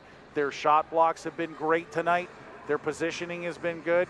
So we'll see what happens. But you know, the Utes 0 for 5 right now on the power play. We don't want to allow the Rebels to go, 1 for 2. Utah 1 for 5 now after that. Oh, 1 for 5. Yeah, you're right. But nonetheless, definitely agree with your point there. And UNLV wins that faceoff clean. They've won the clutch faceoffs this evening thus far. And they control at the point. It's Nagra. Over to Strong. Strong back down to the goal line. That's Brodziak. Strong to Nagra. Fires a wrist shot, it's deflected, they score! Just a tip in front gets the Rebels on the board, and they tie it up almost exactly a minute after Utah scored the first goal of the game. And it looks like Gallant will get credit for that goal as he leads the handshake line there. And that's a power play goal for the Rebels. It's 1-1. Time of that goal, 12:24. And as soon as we have the assist, we'll give them to you. And they get the tip. Not much Fuller can do, just a good setup there from the Rebels to get the tip, and it's like no goals were even scored. We're back to square terms. Kuntz will skate with it over to Mensch. Mensch to Brodziak. Brodziak skates in, fires a shot, he scores!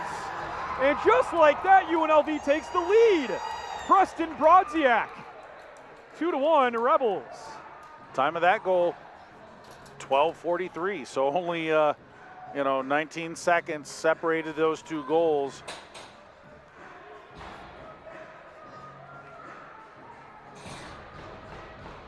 That was my next point, is Utah, you can't, the momentum's starting to flow UNLV's way. Don't give up an easy one right here with that momentum swing, and that's exactly what happens. Also, of point of note, Tristan Rand back in the game. Looks like he's okay. That's always good to hear. But yeah, Fuller's going to want that goal back because it looked like it went underneath his left leg, maybe a little bit on the far side. But you know, he's going to want that back because right now you go from leading the game to having a tied game, and just a few seconds later now you're trailing, which is a totally different complexion with just 6 minutes and 54 seconds remaining in the third period. And now, yeah, Utah playing from behind now. It's getting late. Nagra peels back. Del Monte behind his own net.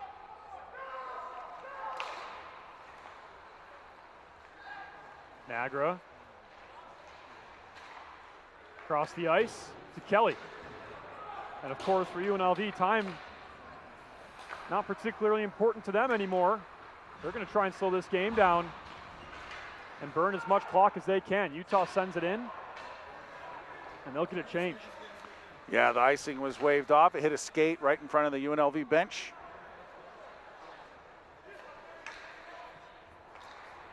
Now it'll be Jensen. Jensen across the line. Peels back. Plays it off the wall. And Band will skate after that one. Ooh. Yeah, another penalty coming towards the Utes. Holding, I believe, will be the call. Yep. So once again, the Rebels now with momentum, with the lead, go back on the power play. Time of that penalty, 14:47. Holding is a call. That will go to number 16 for the University of Utah, Joseph Young.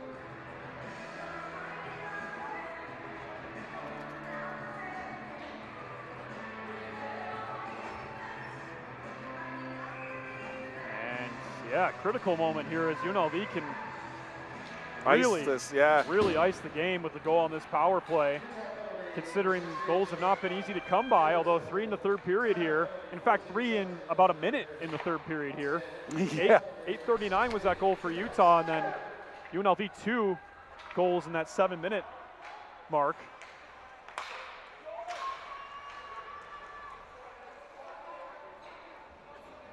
As now to be the Rebels. Nagra back, hands a pass over to Mensch. Mensch over to Gallant, one of the goal scorers. You know, my thought is after this penalty is if they can kill this penalty off, at what point, as Light gets a shot and hold on to by Foreman, at what point does Morgan pull Fuller, trailing by 1? But I mean, obviously we have to get through the penalty kill first. But once they are able to, if they're able to stave off and kill this penalty, then at what point do you pull your goaltender to try to tie this thing up? Do you wait until 2 minutes? Do you go aggressive and start, you know, right off the ice? Oh my goodness! Line! What a shot off the face-off! And a short-handed goal for the Utes ties it up. Never mind. What a shot! They win it direct to win the face-off directly to the stick of Ethan Light, who lets it rip. And Utah scores their 5th shorthanded goal of the season, and it's a huge one here in the third. I'm glad you were looking at that because I was looking at the clock. I was evaluating, like, when are they going to pull the goalie? I didn't realize they were dropping the puck to my right. Wow. So I'm going to have to watch the replay on that to see how Ethan Light got that in the net.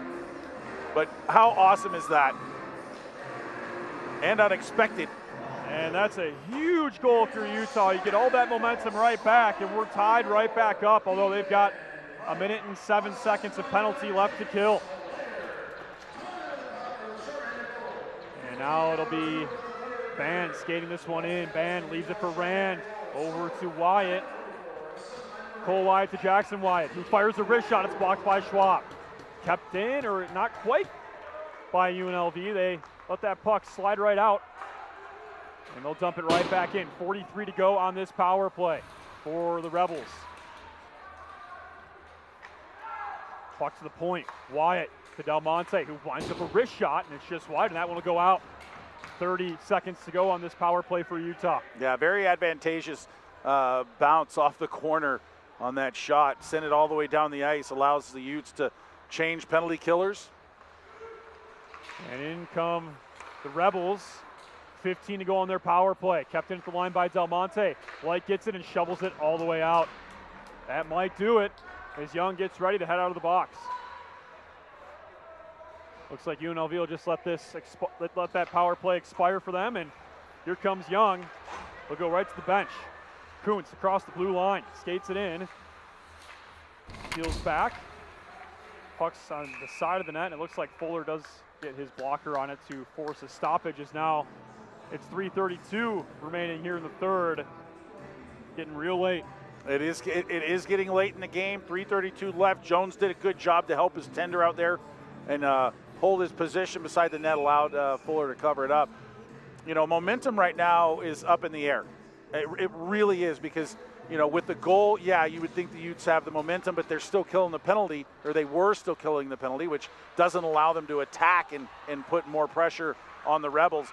But now everything's even. You know, I think the momentum really is up in the air at this point. Puck drops down. It goes all the way down. That will be an icing against Utah with 3:13 remaining. Yeah, this is a big defensive zone draw for the Utes. They have to get it on their stick, get it out of the zone. Don't allow the Rebels to set up their offense, their offensive scheme, and move that puck around.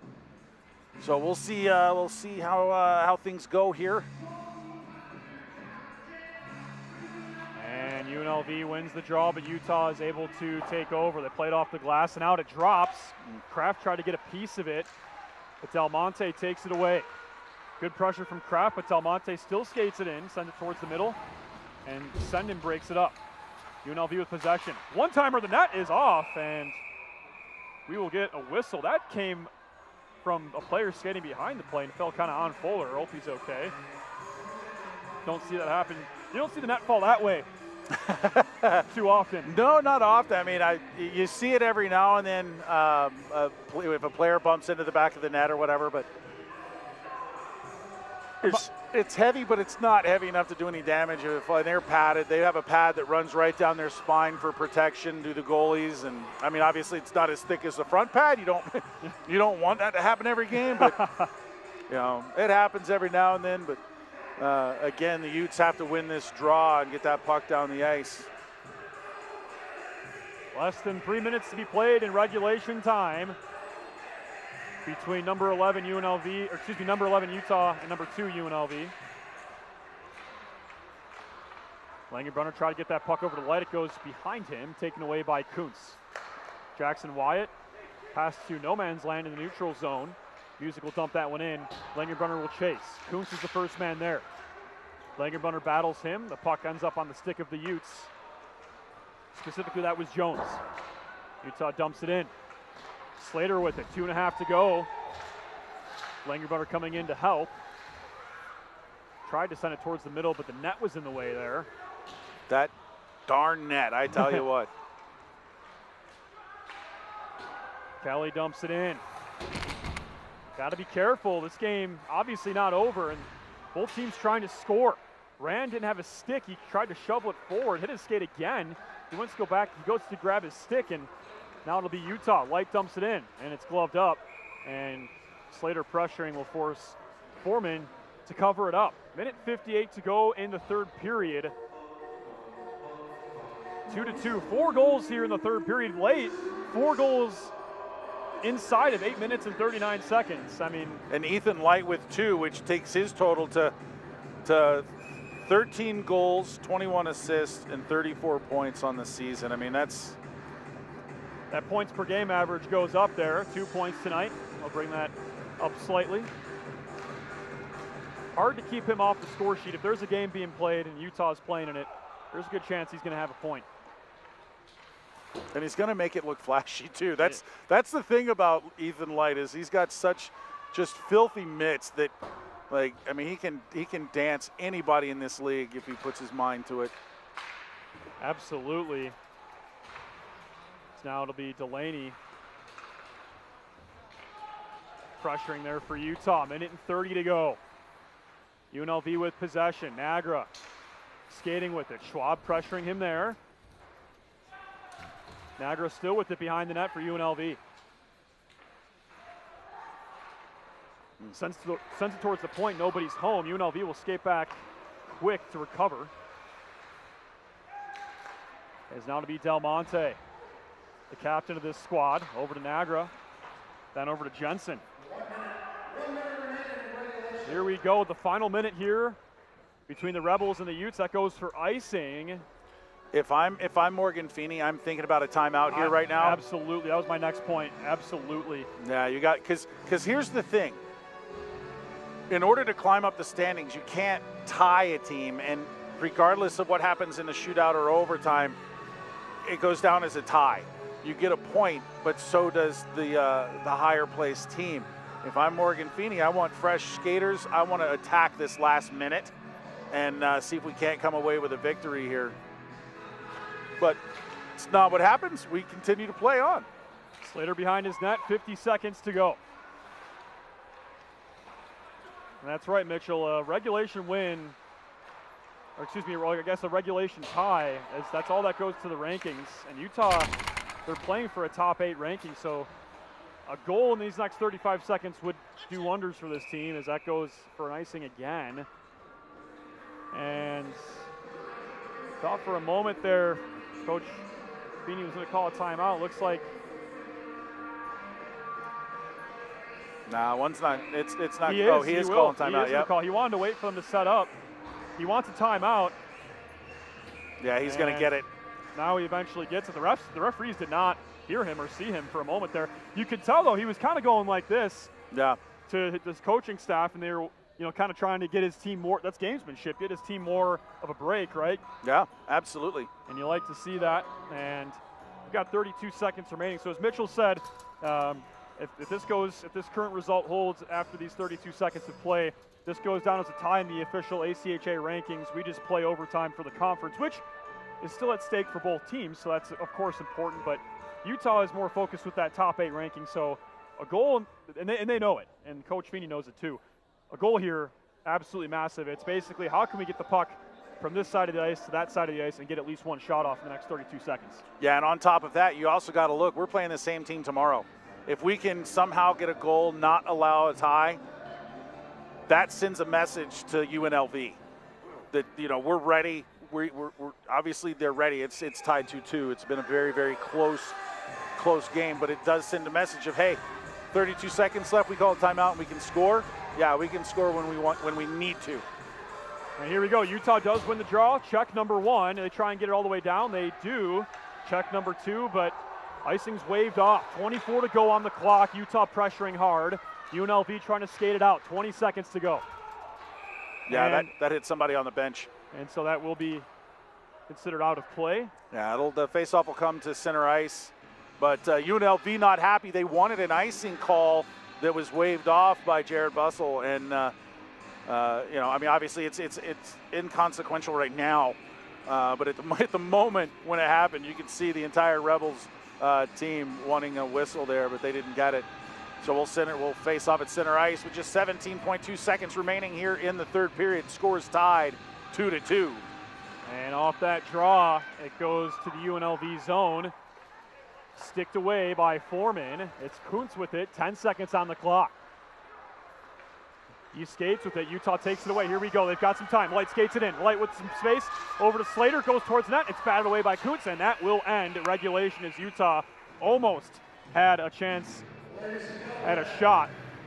And that will go down as a tie, but we do go to overtime for the WCHL conference standings here. And with that being said, we'll bring those up. Nevada, Las Vegas in first place with 16 games played, 45 points earned. They've only lost 1 conference game. Utah second place with 14 games played, so they've got 2 games at hand, and they've got 32 conference points. So the winner gets 3 points, and that would be huge for Utah, because if UNLV does sweep Utah outright, well, actually, now that we've gone to overtime, I'd have to look at the math. It's an improbability now.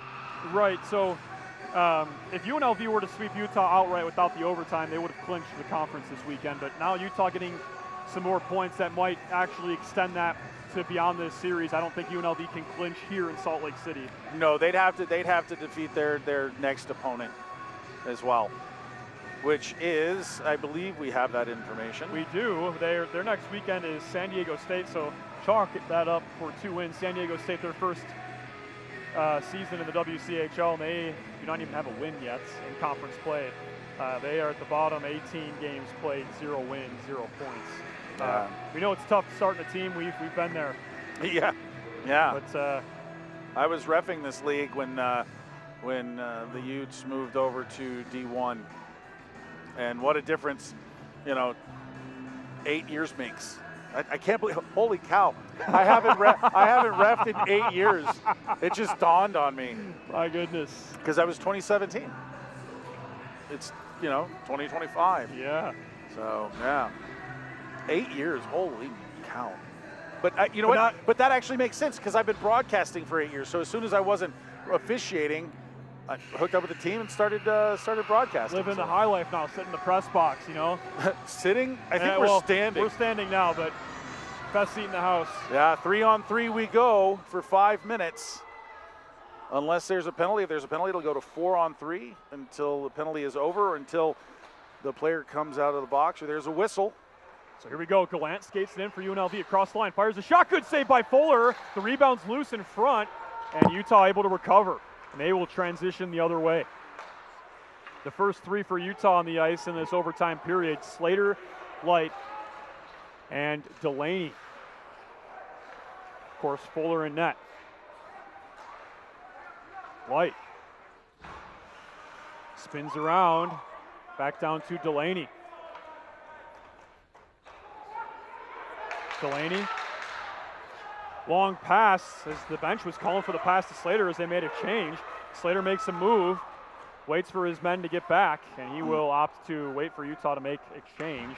He's the last remaining starter. Light is as well. He will transition out. And Slater wanted that puck at the blue line. Just didn't see him because he was setting up behind the net. There's a long pass sent all the way down, and there's icing, and the Utah bench not too happy about that. It was pretty close. It was close, and the determination, just so you guys know, the determination isn't made by who touches the puck first. The determination is made at the hash marks or the face-off dot, and if you're shoulder to shoulder, that play will go to the defending team, not the offending team who sent the puck down the ice. So. And now it'll be Correa over to Music. 2 defenders out there for Utah. Correa makes a nice pass, and Utah had some numbers. Just a late penalty. Fuller to the bench. Music skates it across the line. Utah able to get the 4th attacker out there. Music loses an edge, and then UNLV will touch it up. They'll take their 6th penalty of the evening. This one. Tripping is the call. That's going to go to number 25, Preston Brodziak. Time of that penalty, 1:34 of overtime period.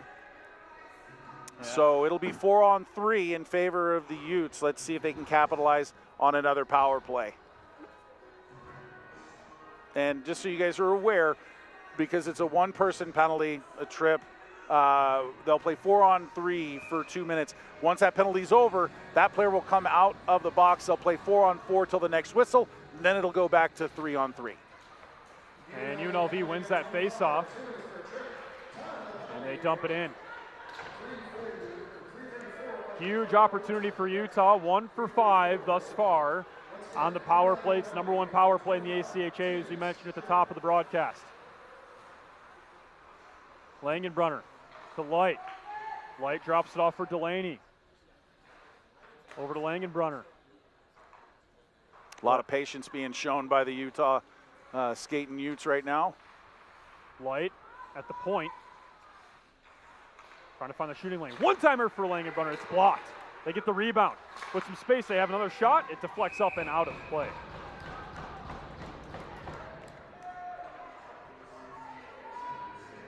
And as Mitchell had also mentioned, these 2 teams do play tomorrow. 1:30 puck drop once again. The matinee game once again between Utah and UNLV. Last 2 times they will see each other in the regular season. Who knows what happens at Nationals, but. And the reason why the games are at 1:30 are because right now in Utah, the Wasatch Cup is being played. So, you know, big tournament for the Utah hockey, university hockey. So yeah, the M2 side. Yeah, so they get the top billing. It'll be Delaney now with the puck after Utah wins the faceoff. Light in the high slot at the top of the circle to Correa. Correa looking to shoot. He has a shot. Was looking for a tip from Slater. And it's just knocked wide. 1 minute and 5 to go on this power play for Utah.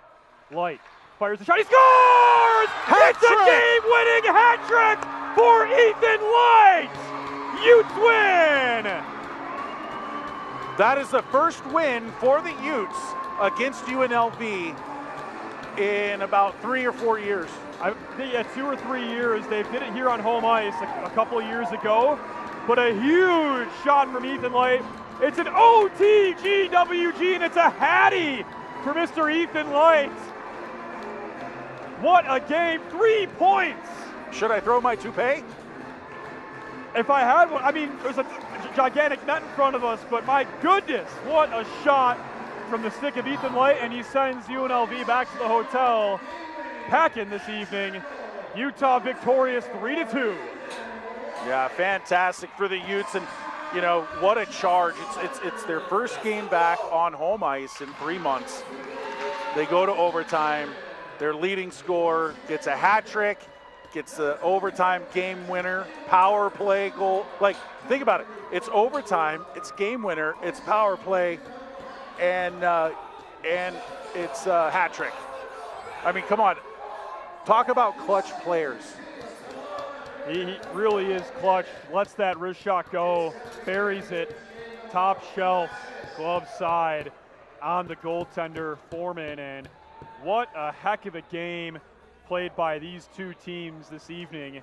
And it does go Utah's way. They get the overtime win and the 3 points that come along with that. And yeah, it looks like we will have an interview rink side here coming up in just a minute. If we can get a player. Yeah, looks like, I believe the player you're going to want to talk to is Mr. Light. So we will send it down to the ice with Ethan Light.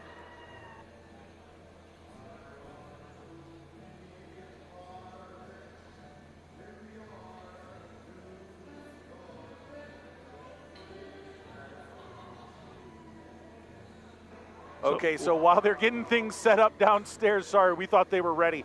But yeah, again, what a great finish to a great game that had a lot of parity in it. These 2 teams virtually even as far as chances, power plays, everything was the same. 2-2 going into overtime.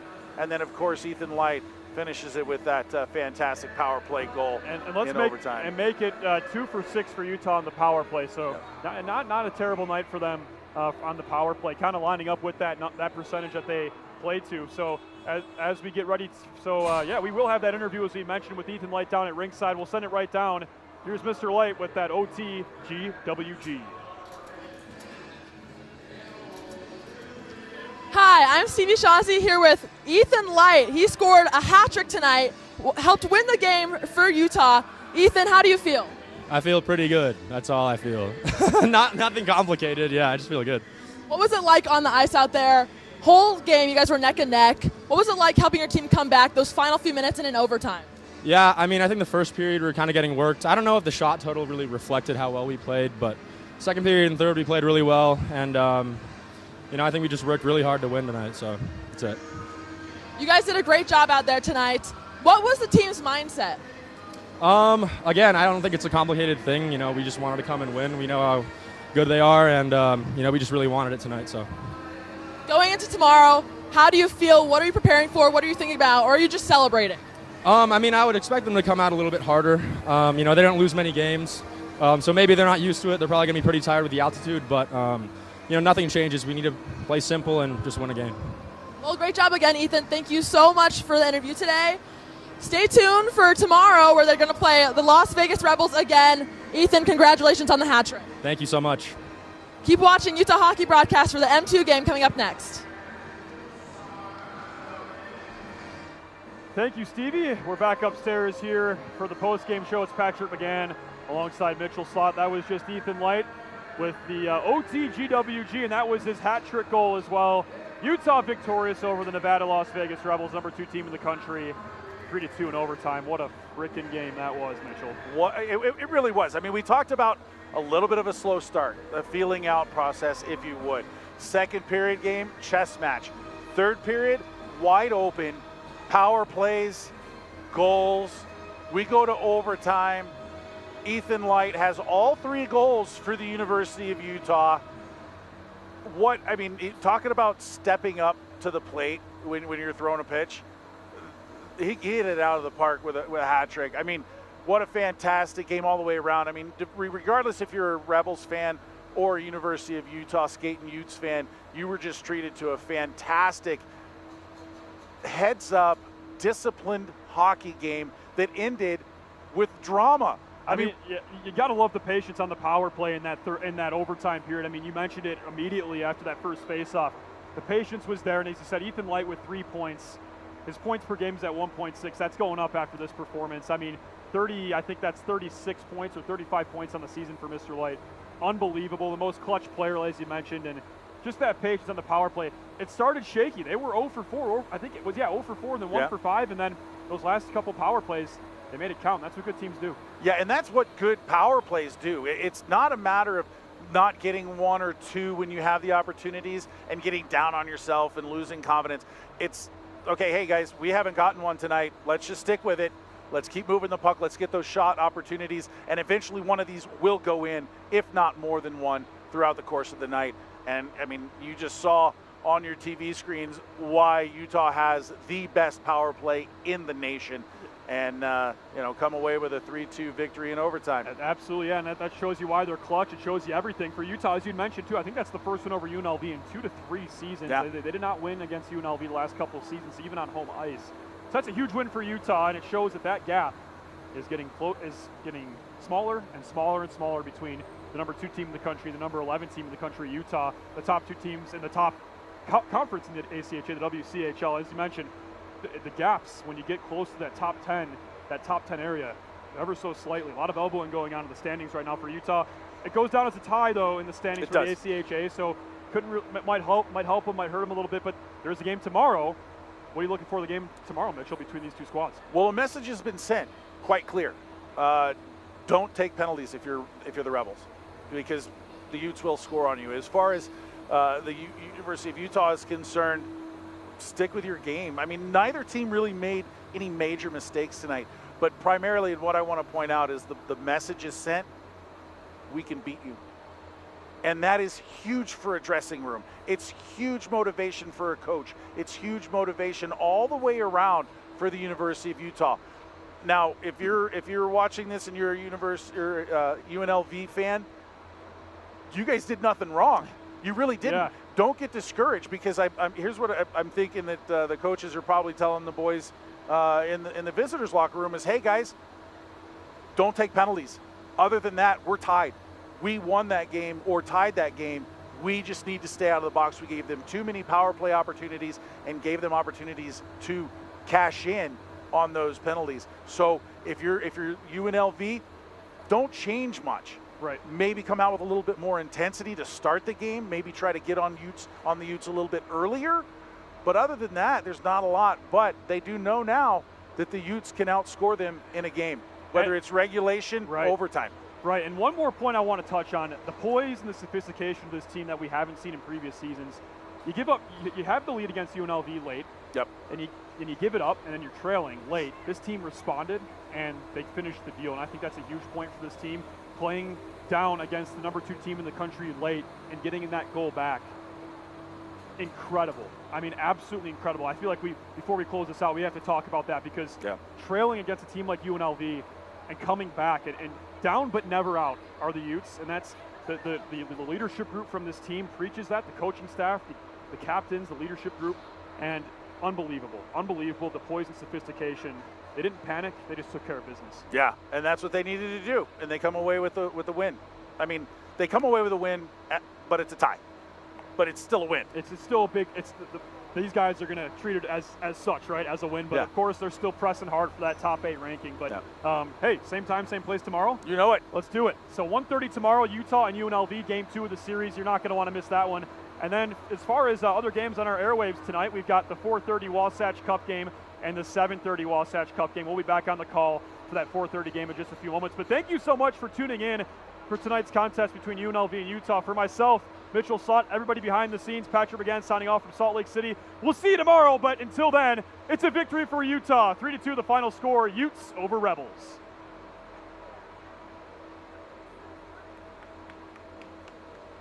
Nice.